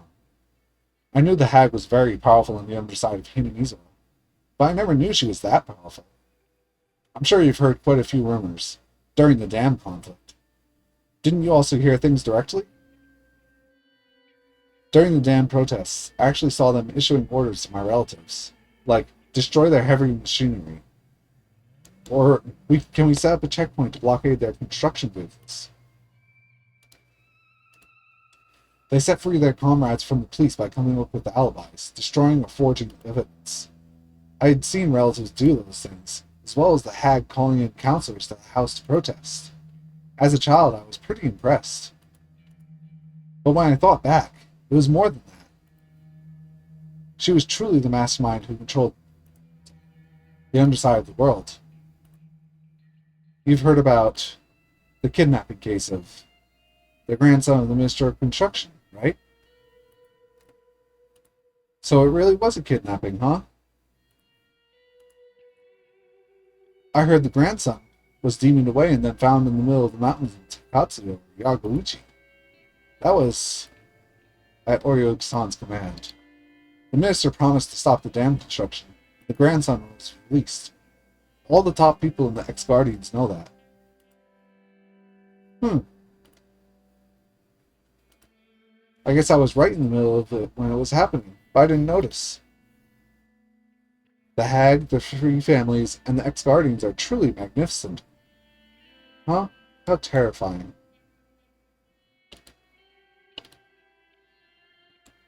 Kimiyoshi finally realized the situation he was in, and was answering my questions. That made me happy, but the more Kimiyoshi told me the truth, the more I realized Sachikun really was dead. That made me very sad. Who actually demoned away Sachikun? I don't know. We were never to ask who actually executed Oryo-san's orders. He was right. That was how the system worked. And so, that was a bad question. Whoever it was did a great job, because his body hasn't been found. That's not easy. Putting aside who actually killed him, it is possible Oryo-san has helped to get rid of the body. You know about the well farther down from here, the one used to dump bodies, don't you? Yeah, I do. It's a lot safer to dump a body in the well than to bury it somewhere in the mountains. Whoever disappears becomes a sacrifice to calm the anger of Oyashiro. That was the rule of this game. Therefore, the bodies must never be discovered. That's why the bodies had to be dumped somewhere nobody could find them. It's very possible that the well was used for that. Then, Sachikun is at the bottom of that well? I grabbed a flashlight and headed to the huge cave with all the cells. As I turned on the lights in the cave, Mio noticed me and gave me a worried look. I ignored her and headed to the cell in the back. I was still very impressed by how the well was hidden. It was almost artistic. I shone the flashlight at the bottom of the well. I had no way of knowing how deep the well was. The light of the flashlight wasn't strong enough to reach the bottom. I inhaled, then screamed into the well. Sachikun! Sachikun! Sachikun's name echoed again and again. It was obviously a very deep well. I thought of climbing down using the wedges on the wall, but with the flashlight hanging from my neck, I couldn't light my footing properly. And even if there was enough lighting, I didn't even know if the wedges were sturdy enough. It would be like committing suicide. Sachikun was at the bottom of this well. That's when I felt it. A warm hand rubbed my head. For sure. Shion, you finally found me. Sachikun. Sachikun. Sachikun. I've been looking for you for so long. I'm sorry I couldn't find you while you were still alive. Sorry. I'm sorry. It's not your fault, Shion. There was nothing you could have done before I was killed. But you did everything you could after I was dead. Sachiko-kun, I want to join you. I'm coming right now. I'm going to jump, so please catch me. Sachiko-kun smiled bitterly. I was saddened to see him reject me. Shion, I'm happy that you found me. But you are alive, Shion. It's so important to be alive. You can't waste it. If you aren't here, I don't want to live. I want to be with you, Sachiko-kun. I want to be close to you. I want you to rub my head again. I want to spend time with you. I'll be a good girl. I want to be with you. Live. Do I have to? Live and enjoy your life, okay? What's so fun about living alone? You'll find out. So long as you're alive. To live. I will live. I will live. The airy well now felt warm. I wasn't allowed to go down to the bottom, but the edge of this well was the place where you and I could meet.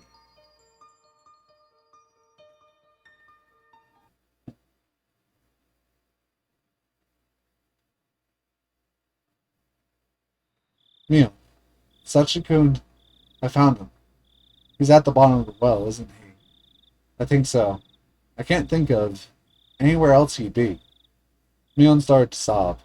You weren't there when Sachiko-kun was killed, were you? No. If you were there, would you have begged the hag to forgive him? Yes. I would have begged her to let him live. Liar. You liar!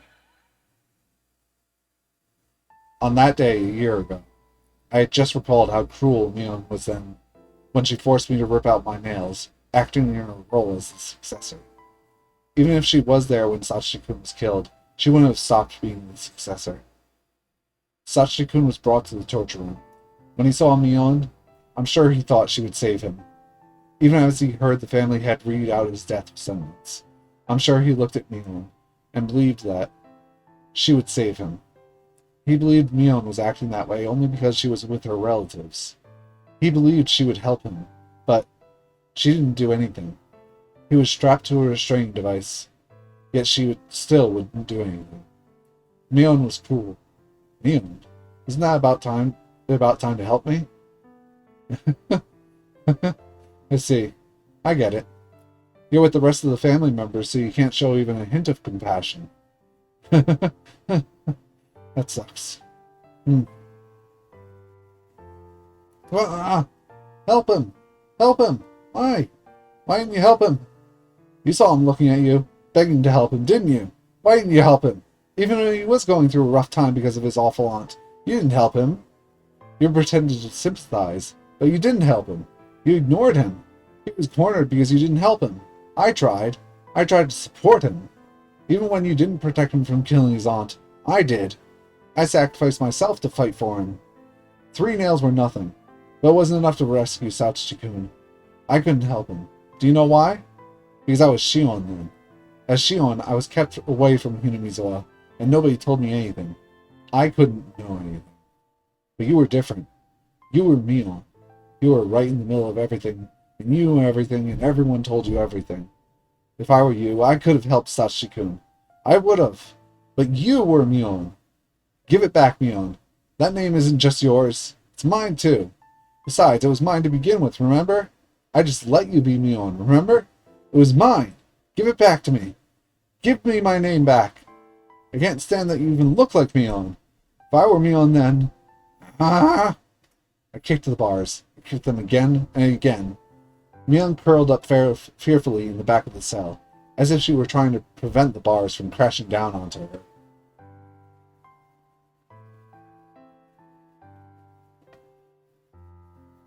I feel like in the anime that little twist there is left out, where she let Mion be the successor.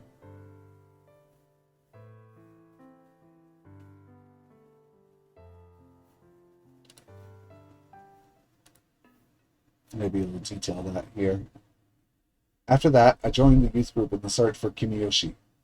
I went down the town council's phone directory and called to see if he had visited, then had the group split according to the circular notice divisions and sent them to search the town.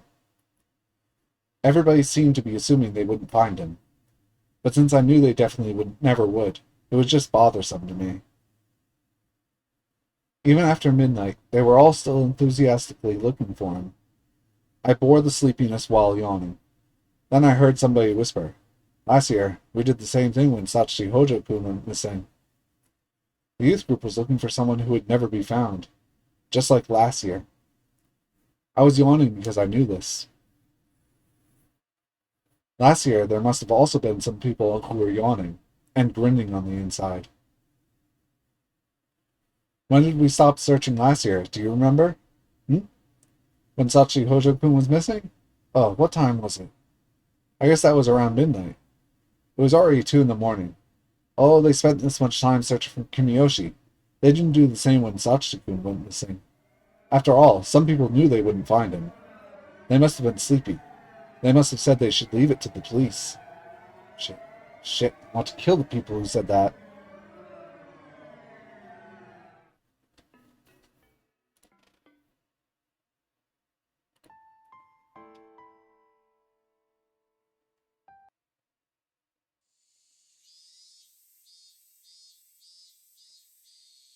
What? Michan, you didn't get much sleep either, did you? Did you? Yeah. I went to bed at like 3. I'm a little tired. 3? Hey now, you can't keep staying up late. You probably read the first volume of a manga, thought it was interesting, then read the entire series, didn't you? I understand, I've done that before. What? Wait, is it about the mayor? He still hasn't been found? Nope. I went to the Furude Shrine to join the youth group in their search for the mayor. Since I knew there was no way he would be found, it was really boring for me. Well, just enduring sleepiness wasn't that bad. Not if you had considered what Kimiyoshi had to go through since last night. He had been hanging from the ceiling and couldn't fall asleep or sit down, since he had to stay on tiptoes the whole time.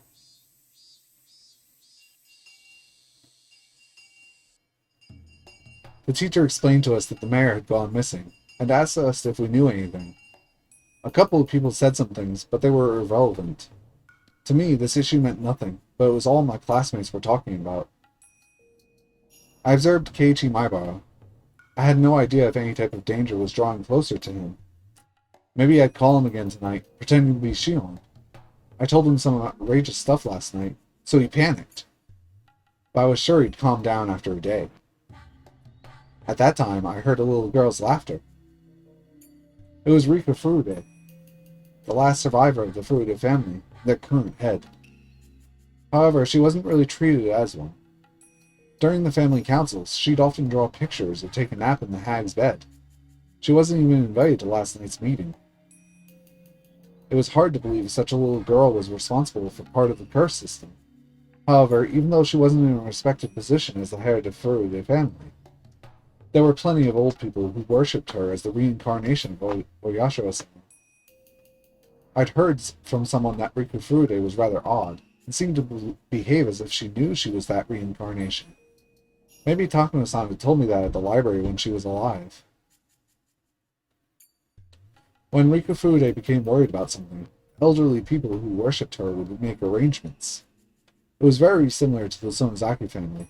It was also the same system as used for the curse. I wonder, does Riku Furude know anything about the deaths of Takano-san and Tomitake-san?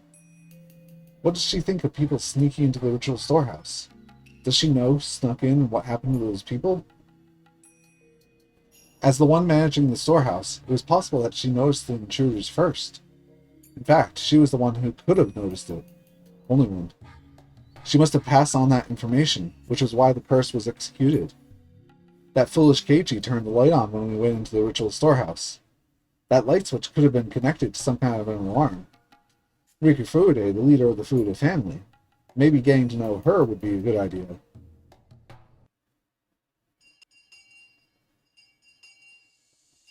As the leader of the Furude family, how much do you know about the incident? I asked her rather directly. It was hard to tell if she understood why I was asking her in place of the Sonozaki family head, instead of as Mion Sonozaki. Are you talking about Tomitake and Takano? Rika answered. The news hadn't been made public, yet she knew about it. Although she looked immature, perhaps she truly was the head of the Furude family. That's the curse of Oyashiro-san. I already know that. But it's not over yet, is it? There should still be two more. Have you heard about what will happen to them? I tried to be vague, to see how Rika Furude would react. I had been thinking that she had nothing to do with the underside of Hinamizawa, since she was always treated like a child. However, Rika had just said things about the incident which normal people shouldn't know anything about. That proved she belonged to the underside's network. I don't think that matters anymore. She answered the question about Tomitake-san and Takano-san fairly quickly, but took a little longer to answer this time. Did she have to think about it? Shit, the look on her face never changes. It's impossible to figure out what she's thinking. What do you mean? How can they get away with what they've done? I think if they feel bad about what they've done, that should be fine. Her response was unexpected, especially after seeing all the old people get so furious last night. To trespass in the ritual storehouse was blasphemy against Oyashiro-san. The village elders had said those intruders deserved to die. Yet the leader of the Furude family, who protected the sacred storehouse for ritual implements, said that if they felt remorse for it, then that was fine. I recalled how people thought of Rika Furude's father during the damn conflict. Yes. Her father was called an opportunist back then. He didn't agree with the Onigafuchi guardians, who had resisted violently during the conflict. Like father, like daughter. I aggressively grabbed Rika Furude by the collar. Huh? What the heck are you talking about? You're pretty stupid, just like your predecessor, aren't you?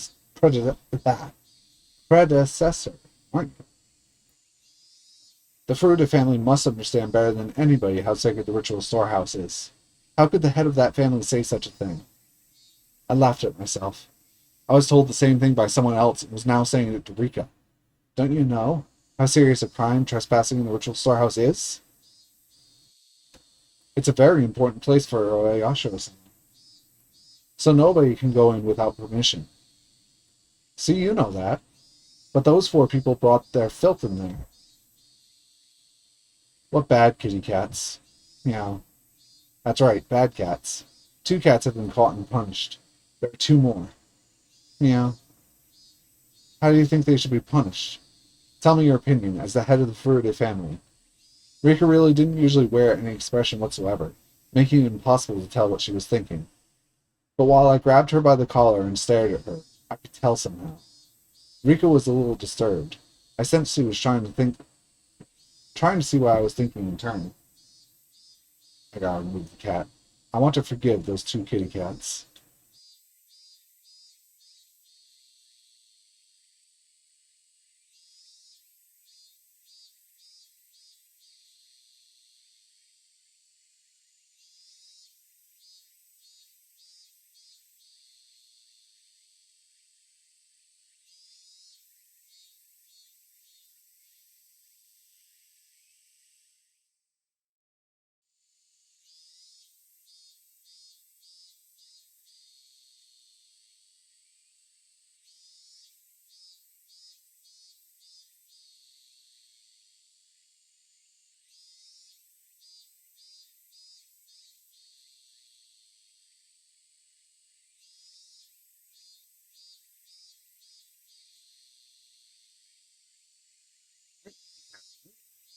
Why should they get away with what they've done? Me, what are you trying to say? That's a good question, so let me explain. Those 2 must offer compensation for what they've done. They have to clear away their sins. Otherwise, Oyashiro-sama won't stop being angry. Every crime must be punished appropriately. Do you understand? Oyashiro-sama doesn't get angry even if somebody enters the storehouse. Huh? What are you saying? The reason why nobody is allowed to see the ritual storehouse is because there are too many scary tools in it. I'm sure people would get scared if they saw them. That's why we don't let people in there. I'm sure those intruders were scared too. I'm sure they feel bad about what they've done. They're forgiven once they feel bad about what they've done? That's not for you to decide. That's what Oyashiro-sama decides. I'm the shrine maiden of Oyashiro-sama, don't you know? Of course I do. You aren't telling me that Oyashiro-sama told you he isn't angry, are you? Rika nodded yes without hesitation. I can't believe the lies she's coming up with. I'm not surprised. I'm shocked. Huh? That's why your parents died of the curse 2 years ago. Oyashiro-sama was angry because they didn't deserve to serve him. That's why he cursed your father. Oyashiro-sama would never do that. My father didn't die because of the curse of Oyashiro-sama. Bah! Am I really talking to the last shrine maiden of the Furude family? Obviously, Oyashiro-sama can't be at peace. You're supposed to worship Oyashiro-sama. How pathetic. I don't know why you're so angry at me. I realized. She was in a position to know as much as the other two family heads. As proof, she talked about this year's incident as though it was nothing. Yet she could feign ignorance with a serious face. She sure is something. She's even better than me. I slapped her a few times and pushed her to the floor. Rika, having tumbled downward, looked up at me with tears in her eyes. This all happened because you wanted to change the storehouse's lock to something that was easier for you, right? That's true. The old one was too heavy, so I talked to Kimiyoshi and he changed it to a cheaper, lighter one.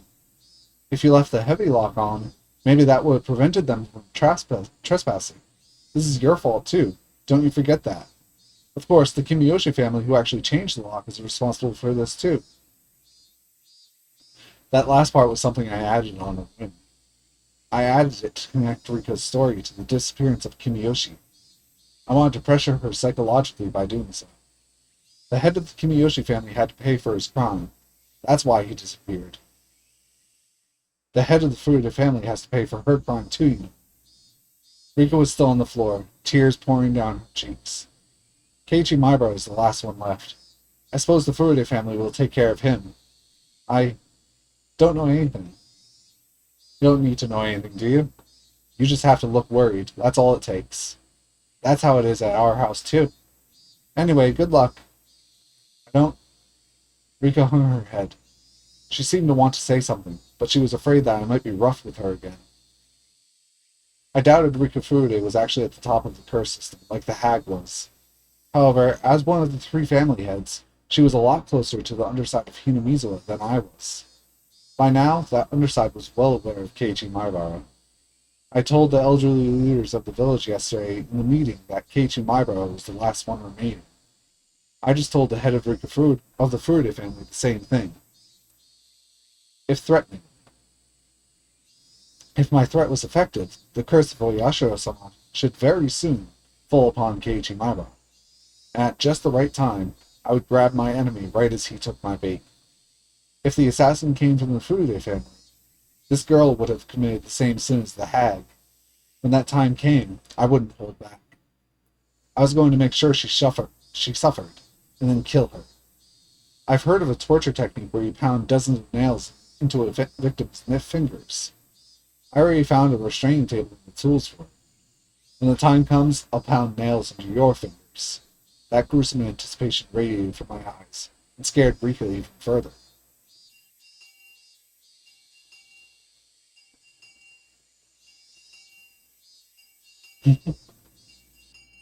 Oh, it's after school. I wonder how Kimiyoshi is doing. I doubt he died from the tiptoeing all night, but sometimes a human can go very easily. He already told me everything I wanted to hear, and he doesn't know anything else anyway. On top of that, he was responsible for spreading the infection that was the curse system of Oyashiro-sama. His sins are very heavy. I really liked Kimiyoshi. He had always been kind. The hag was so tough on her relatives, and that's why he was extra nice to me. When we talked yesterday, I was so happy to hear him say he would forgive Shion. He even said he would fight the hag to save her. That made me very happy. Don't worry, if Shion-chan feels bad about what she has done, she won't be demoned away. Leave it to me. I felt such warmth inside of me. I almost shivered. I was so happy, yet so very sad. For he continued to say that Sachi-kun deserved to die. He said those nice things because he wanted to make me unhappy, since she was worried about Shion. Sachi-kun deserved to die because he was a member of the cursed Hojo family, but Shion-chan of the Sonozaki family did not. That's what he meant. In other words, to the leaders of the village, including Kimiyoshi, members of the Hojo family are more contemptible than insects. They didn't care if they lived or died. Their sin was not only that they despised the Hojo family so, but also that they let that hatred infect the rest of the village. Therefore, everyone in the village deserves to be a victim of the curse for Yashiro-sama. Kimiyoshi and the others created an environment that excused murder in that way.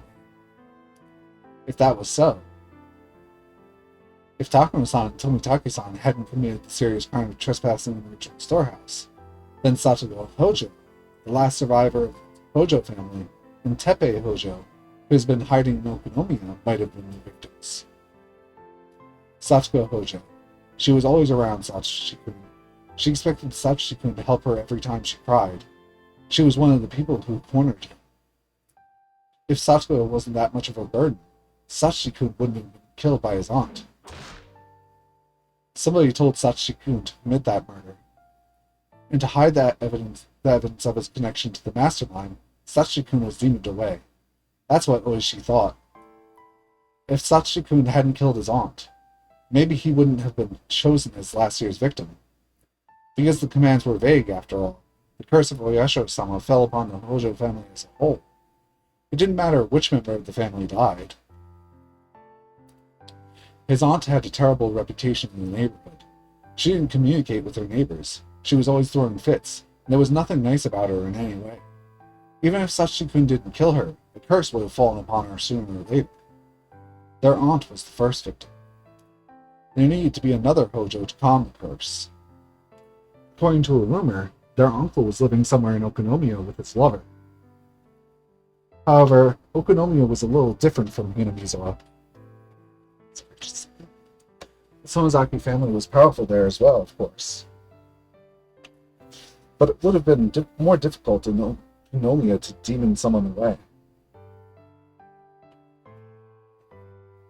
Stay comfortable, and so naturally, Satoshi-kun and Sachiko, who were still in Hinamizawa, became the targets. Which one should be cursed? That was simple. Sachiko, of course. She was snobby and lacking in manners. Everyone in the neighborhood liked Satoshi-kun. Even if he was the son of the Hojo couple who betrayed the village during the dam conflict, compared to Sachiko, he didn't deserve to die. Therefore, the actual victims of last year's curse should have been his aunt and Sachiko. Satoshi-kun was suddenly all alone. His mean aunt and mean uncle were gone. His sister, who was a burden to him all his life, was gone too. Satoshi-kun was such a nice person. He would be sad, although he'd realize he was finally free. But time would heal him. I'd even help. He didn't have to live in his house in Hinamizawa. There were plenty of empty rooms in the apartment block where I lived. I could find him a part-time job, too. He didn't need to go to school in Hinamizawa. He could go to school with me in Okunomiya instead. He wouldn't know his way around or really anything about the school there. So I'd be with Satoshi-kun all the time. I'd show him a shortcut to school, we'd go shopping, I'd teach him many different things. An unbelievably happy ending. Satoshi-kun had been suffering so much, and had been pushed away all my life. But we would finally be happy. I enjoyed these sweet delusions, but I didn't have any more time to waste. I was sure there were plenty of old people who had been trying to get hold of Oreo all morning, and who were going to try to catch me after I got home from school. Actually, the phone had been ringing constantly while I enjoyed my happy thoughts. When I answered the phone, I casually listened and replied.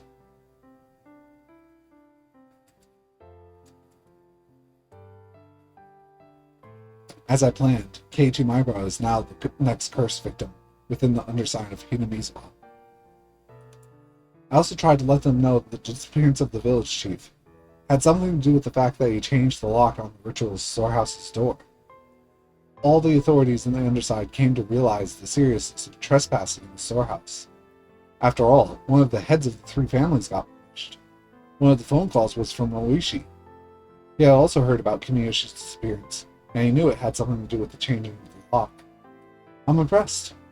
He has some pretty good sources, but all he can do is catch whatever information he can get. There's no way for him to find out where it's coming from, I called Keiichi Maibara again later tonight. Some of the more aggressive villagers may have already started to take action around him. I'm sure that by now Keiichi's feeling the danger that's coming toward him. I'd have to be careful that he doesn't get killed easily. If I can catch the enemy before they bit Keiichi, I can use him again as bait. Keiichi Maibara. I haven't known him for that long. He's funny, if not intelligent. He'll never replace Sachiko, but I do think he's fun to be around. There's just one thing I don't like about him. He rubs my head far too often. His hand is as warm as Sachiko's hand, which is why I can't stand it. That's about it. Keiichi Maibara isn't Sachiko's enemy. I don't hate him. He's fun to be around, but I wouldn't shed a tear for him if he became the victim of the curse. I won't prevent Keiichi Maibara from being killed, but I won't kill him myself either. I had made arrangements for the curse to fall upon him, but I never told anyone to kill him. Well, I suppose I did tell Rika Furude to take care of Keiichi Maibara. Wait a minute. To avenge Sachiko, I'm doing exactly the same thing as the hag did. I'm using the exact same system that killed Sachiko. Keiichi Maibara. I'm just using him. I told people to let the curse fall upon Keiichi, but I've been giving him appropriate warnings. I'm going to help him if he tries to live. If I catch all of my enemies. Maybe I'll let him loose. He's different from Sachiko.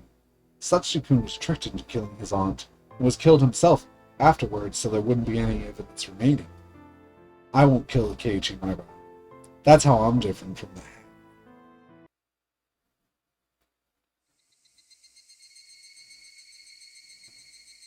Tonight now? Everything was turning to night. I had to get dinner ready. I had to eat so I'd have enough strength to take revenge. This place was far from the town. It would even get isolated during winter because of the snow. It's not unusual for a household like this to have 2 or 3 refrigerators. There were plenty of groceries left in them. I was glad I didn't have to go grocery shopping. I could hear the chorus of the Higurashi. People often say that the sound of Higurashi brings back memories, but for me it's the exact opposite. I've only ever heard the sound of the Higurashi in Hinamizo. Therefore, the sound of the Higurashi to me is Hinamizo. The sound reminded me that I wasn't supposed to be here, that I couldn't be here. That was when I heard the doorbell. Because there was a good distance between the house and the gate, there was both a doorbell and an intercom by the latter. They had a security camera, too. Something as modern as the security camera monitor in this old-fashioned kitchen looked rather strange. I turned the switch, but nothing appeared on the line. I tried to check the plug, but there were a bunch of cords going behind the refrigerator, so I couldn't even do that. The doorbell continued to ring while I tried to figure out if the monitor was broken, or if I just didn't know how to turn it on. I only felt like answering the door depending on who it was. It'd normally be easiest to pretend to be out, but that wouldn't help me. I was waiting for my enemies to show up. I couldn't just hide myself in that case.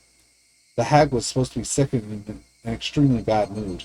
I'd already sent word out that she didn't want to see anyone. So who could it be? I made up my mind and turned the intercom on.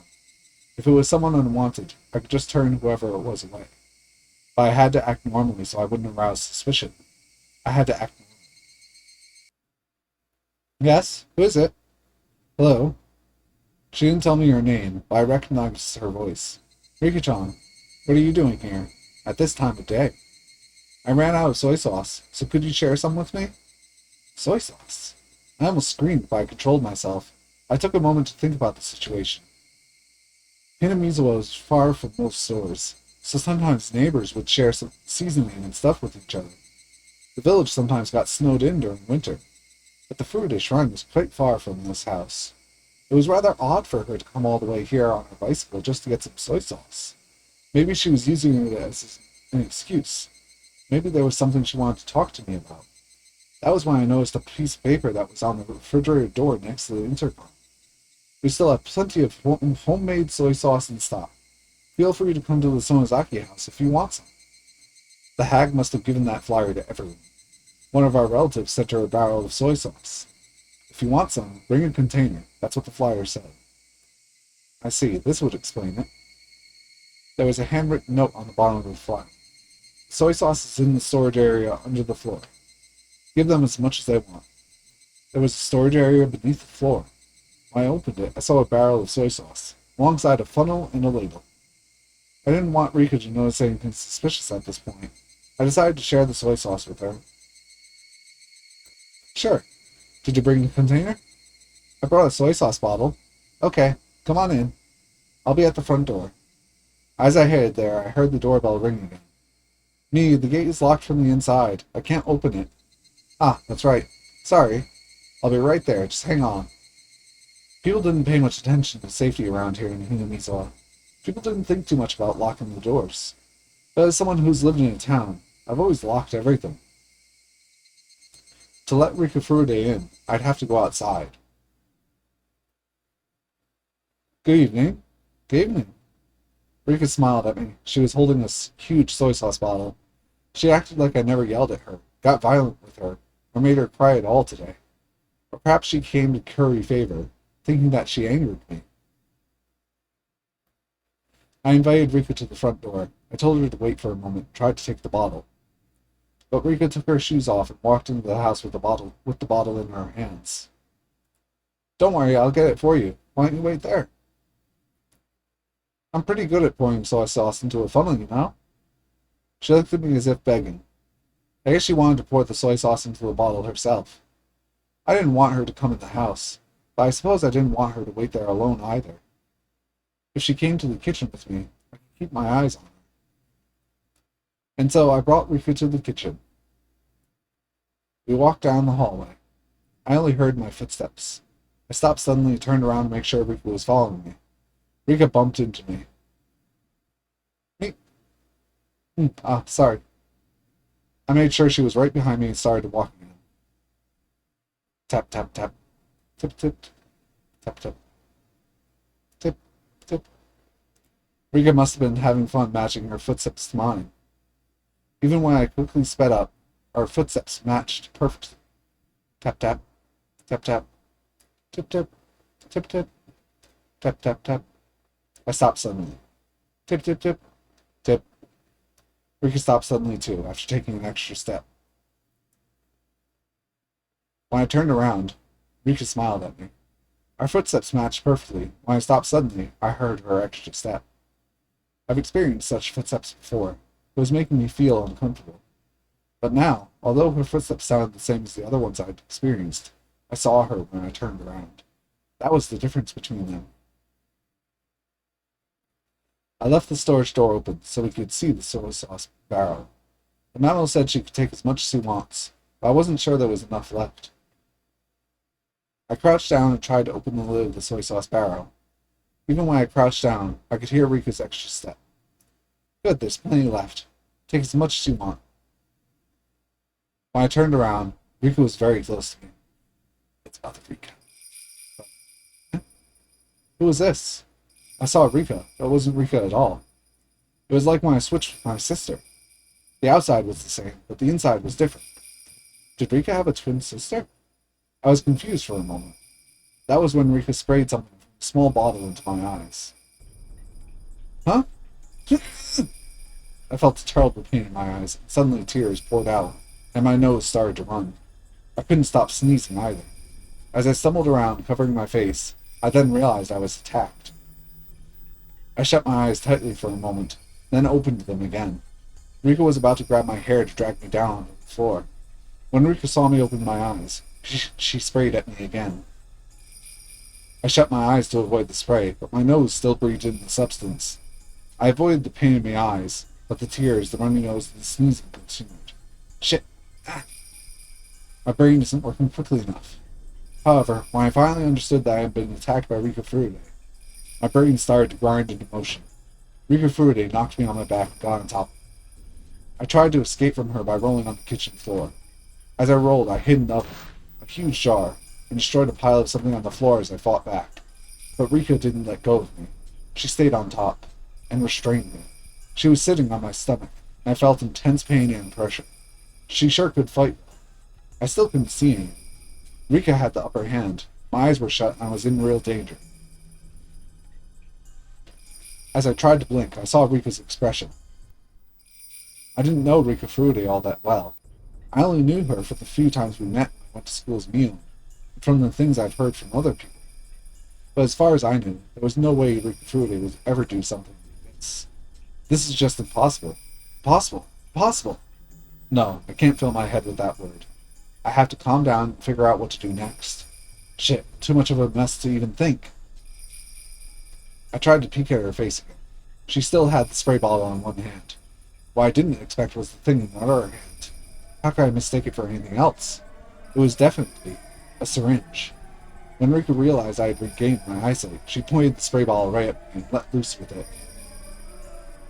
I shut my eyes tightly and tried to ignore the pain. But that was when, even though I was blinded, Rika made a miscalculation. She had sprayed at me from such a close distance that she inhaled the substance as well. I heard Rika sneeze and realized that it was my chance. Even if I couldn't see, I knew she was right there. I hit Rika's face a few times. When I felt Rika's weight shift, I escaped. I then got my stun gun ready. Rika must have inhaled just a little of the spray. She wasn't sneezing anymore, was glaring at me instead. Hey, are you picking a fight with me? You want me to wreck you? Rika's expression didn't change. I was sure she was disappointed that her surprise attack was a failure. Rika flinched just a little, but she was still holding the spray bottle and aiming it at me. She was trying to use the spray first, and then give me the shot. I didn't know what was in that syringe, but it was clear liquid. It had to be something bad. She wanted to take my eyesight, get on top of me, and then give me the shot. If whatever was in the syringe took a while to take effect, I might have the chance to fight back, and seriously injure Rika. But Rika's surprise attack told me that just being injected was more than enough. In other words, whatever the effect, it would start to work immediately. Therefore, I wouldn't be able to fight back against her. It'd probably either knock me out or kill me. In any case, what I had was equally deadly. My stun gun was very powerful. Just one shot would be all it took. What happened before was proof of its power. Rika knew my stun gun was a lot more powerful than her spray. She was being extremely cautious. Hey, what do you think you're doing in my house, huh? If you aren't moving, then I'll come to you. I threw a pile of newspapers at her. The pile wasn't tied together, so the newspapers flew all over Rika. I jumped at her immediately after. I shoved my stun gun into her and pulled the trigger. Rika spasmed and fell to the floor. You fool! Hesitating in a fight where a single blow wins. Only amateurs just glare at each other. You don't have a single clue about how advantageous this first strike is, when a single blow can decide everything. The spray bottle rolled on the ground, but she still had the syringe. Rika was down, but I couldn't let my guard down either. I kicked her in the side and clambered on top of her. I took the syringe. I held Rika's arm down and gave her the shot. My actions could hardly be called gentle. I injected her violently. I injected everything that was in the syringe. Rika began to convulse. I stood back and watched for what would happen to her body. Of course, I still had my guard up. While I assumed that the drug would incapacitate her immediately, I didn't know exactly what kind of reaction she would have. Look at you. Did you really think you could defeat me? Think again. After a few more convulsions, Rika unsteadily got up to her feet. That's ridiculous. How can she even stand? I looked at my stun gun. Damn it. The power was on the lowest setting. Maybe it had been readjusted when we were rolling around on the floor. I changed the setting to maximum. Rika turned pale and started sweating all over. I didn't know its exact effects, but if Rika had given me the shot, I'd be the one experiencing her symptoms. She looked really sick, so obviously she must have been feeling awful too. She couldn't even focus. She was very wobbly, and had her hand on the wall. She'd lost her balance, and it must have been hard for her to even stand. She didn't look so brave anymore. Rika wobbled some more and moaned as if she was about to throw up. Oh. Hanyu. Rika looked scary as she moaned and wobbled, but at the same time, she looked kind of funny, too. Certainly, she hadn't even dreamed she'd be getting the shot herself. As the man sows, so shall he reap. He reap. That's what you get. This is funny. So funny. But please don't throw up here. Go to the bathroom, okay? I'm going to enjoy how long it'll take for you to die. Oh, but that means I can't torture you later, huh? I've been planning to use the nail table on you. So either you choke on your own vomit and die, or I pound nails into all 10 of your fingers. Wonder which it'll be. Okay, I know. Let's move to the underground shrine storage. I'll put you to sleep so I can move you there, okay? I walked up to Rika, my stun gun making popping sounds. When Rika saw the sparks from the stun gun, she moved to grab a huge kitchen knife. Oh, are you still trying to fight? That makes things more fun. I have so much I want to ask you. I would suggest you back down. Well, actually, even if you do, you'll go through the same misery anyway. Sorry, but I'll refuse that invitation, you torture maniac. What she said wasn't anything I'd expect to hear from the Rika I knew. But I didn't hesitate. I had the advantage, so I didn't need to worry. Besides, this was coming from the last survivor of the Frude family, one of the 3 families. That sudden change somehow felt natural. Compared to what the 3 families have done, this is nothing. Thank you for the high praise, though. I should be proud of myself, huh? So, are you seriously thinking about fighting me with a knife in that condition? You can't even stand straight. You're right. Like you said, I'm at my limit. But if that means getting captured and tortured to death by you, then sorry, I'm taking my leave. Taking your leave? Try if you can. It was clear who held the advantage here. But despite that, an odd thrill filled both of us. We lost our minds was a fitting phrase for the people of Hinamizawa. It was a feeling of release, when modern demons could stop pretending to be human. Yes, this was a mad banquet of demons, with the savoring of blood and devouring of flesh. Attended by the head of the Furuta family, and the head of the Sonozaki family, the old families whose blood is closest to the madness of the demons. I stood in front of the hallway so as to block her escape route. The windows had grates, and the door had a safety chain on it. If she turned around, I'd hit her with my stun gun. In this situation, what did Rika Furuta mean by taking her leave? Rika got her knife ready. I expected her to aim it at my stomach when she attacked, so I took a stance with my stun gun ready in my hand. Rika, however, suddenly turned around. I carefully watched to see what her next move would be. Rika put the handle of the knife to the wall and held it in place. What was she doing? Goodbye, torture maniac. I won't give you the satisfaction of killing me. Rika reared her head back and slammed her throat against the knife on the wall. Her blood splattered all over. Rika bent backwards repeatedly and let the knife slash at her throat. Again and again. Her neck and chest were dyed red. I'd always thought blood was darker. But her blood wasn't dark. It was so bright. I must have been confused, but it looked pretty. After doing this several times, Rika turned around. Her eyes were wide open. She didn't look like she was from this world. Her face looked like something both living and dead, both real and artificial. It was very scary, eerie, and above all else, pale. Although her face looked unearthly, it was a very appropriate face for a demon. I didn't have a mirror, so I couldn't tell. But I was sure I looked exactly like her. Rika continued to violently slash her throat. It reminded me of someone trying to break a huge piece of ice with an ice pick. That was exactly what Rika looked like.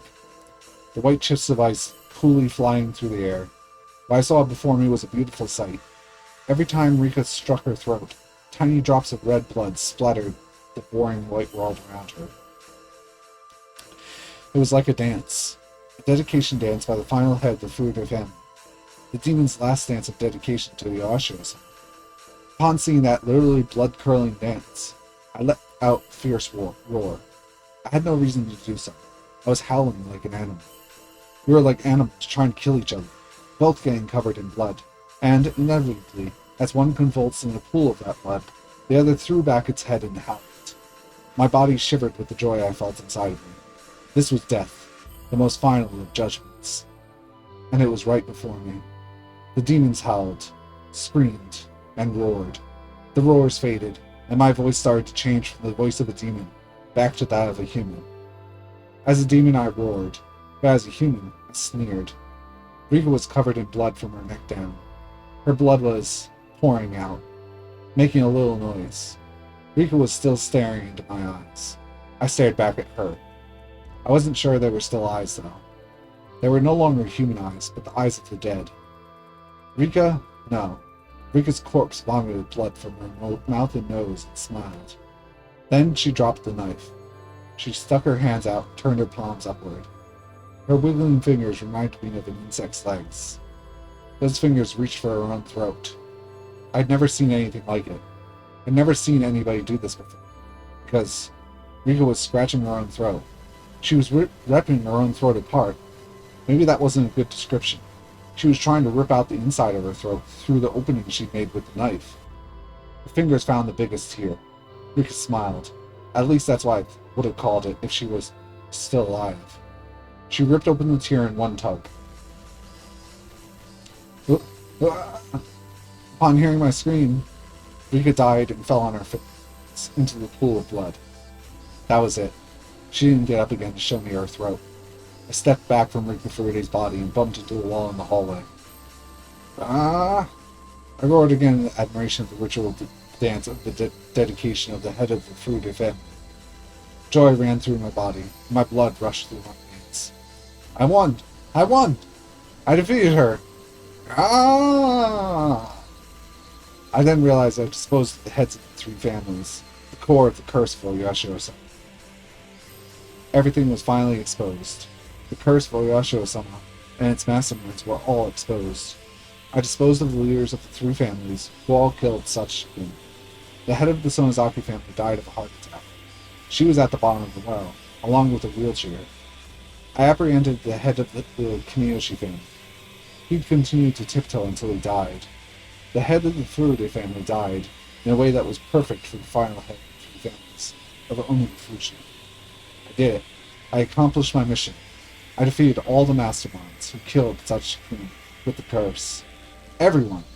Sachikun, you were powerless. You didn't have the means to fight back. Those evil people simply sneered while they let you die after marking you as a member of the cursed Hojo family. I will never, ever forgive them. They believed you deserved to die because you were one of the Hojos. As long as it was done by the curse for Yashiro-sama, they didn't care how you were killed. I'll never forgive those people for creating this world. What could I have done to save you, Sachikun? Couldn't save you. Shion Sonozaki couldn't do anything else at the time. If I was Mion, not Shion. If I was Mion that day, I could have saved you. Mion could have saved you. That's right, I remember now. Shion. She said she wanted to eat red snapper sashimi that day. I was supposed to eat that, but Shion pouted and cried. That was why I let her switch, just for that night. I did it to make her happy, like a big sister would. Shion was never treated well, so I felt bad. That was it. I was being a good sister. That was it. When morning came, the world had been turned upside down. It had remained so until today. We weren't twins anymore. The one with the demon was Mion, and the one without the demon was Shion. What was that supposed to mean? Wait, Mom, listen! I'm Mion, not her. You didn't tell us apart, right, Mom? Look, can't you tell I'm Mion? Come on, everyone, tell me I'm Mion. I'm Mion. Don't call me Shion. I'm Mion. I am. Then I realized. You knew, didn't you? That the relatives weren't gathering for a simple party that night. You knew. No, I didn't. I really didn't know. Huh? How can you say that? You were so persistent that day. You said you'd never eaten red snapper before, so you really wanted to try it. You never gave up asking me. I really didn't know. I didn't know. If I had known, I wouldn't have said that. Oh, sure. You were always jealous of me. That was why I switched with you every once in a while. But you weren't satisfied with just that. You became even more jealous. That night, you knew what was going on and took Mion from me. You took Mion from me. Give Mion back. I'm the one who's Mion. I am Mion Sonozaki. You were Shion this whole time. Don't call yourself Mion, you imposter. Dun dun dun dun dun dun dun. I kicked the bars of the cell repeatedly while I roared. Compared to my roar, the metallic noise of the bars sounded like the cry of a little puppy. I had been convinced by something so stupid. The tattoo of the demon was just a way of telling us apart. Even without that tattoo, I am Mion. That's right. I am Mion Sonozaki. I gathered my hair and put it in a ponytail with the yellow band that Mion used all the time. Since I didn't feel my hair on my neck, I felt like I could think more clearly now. Two Mions looked at each other through the iron bars. According to our sibling rules, that was never to happen. Yes, there was only one Mion and one Shion. There could never be two of either at the same time. Shion, let your hair down. I am Mion and Mion is here. You were never Mion, so don't pretend to be me ever again, do you hear? I said, do you hear? If you do, answer me. Answer me, Shion! I took myself back on this day. Shion admitted she was Shion. How wonderful it is to be Mion. I feel great. I can think clearly now. Because after all, Mion is capable of anything. Unlike you, Shion. How dare you pretend to be Mion? Do you have any idea? Huh, Shion? Yes, sis. Shion called me sis. So, I was Mion. Rah! The demon who had been asleep deep inside me was finally allowed to wake up. The demon roared, and my whole body shivered to express its joys. Shion, you committed a great sin. You were Mion until now. You were in a powerful position of Mion of the Sonozaki family, yet you didn't even try to rescue Sachi-kun. You had millions of chances to save her, but you chose not to do anything. I won't forgive you. I'll never forgive you. I could have saved Sachi-kun. You took him from me and you killed him. I'll never forgive you for that. Shion was shaking on the other side of the bars. I will kill you. Kill you in the best possible way. Starting today, I'm going to think of the best, most gruesome way to kill you. Shion, you better spend every minute fearing what's coming to you. I won't just kill you. I'll make sure your death is long and miserable. And after you're dead, I'll throw you into the well. You better apologize to Sachi-kun when you get there. This is what you get for pretending to be me. Do you hear me? That's your sin. Ah!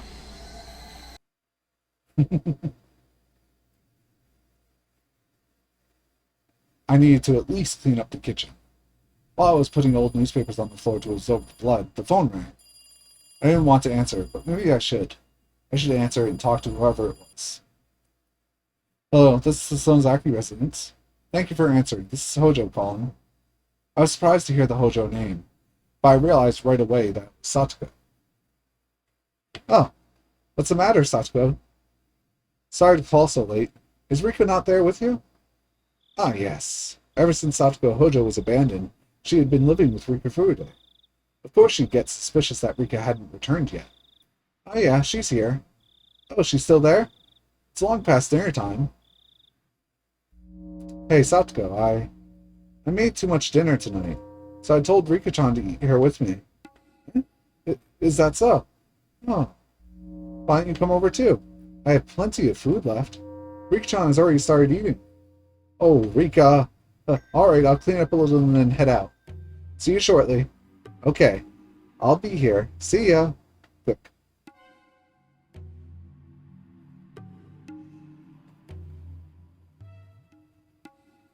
I think I'm going to stop there for today. And hopefully, probably finish it next week. I'll aim to finish it.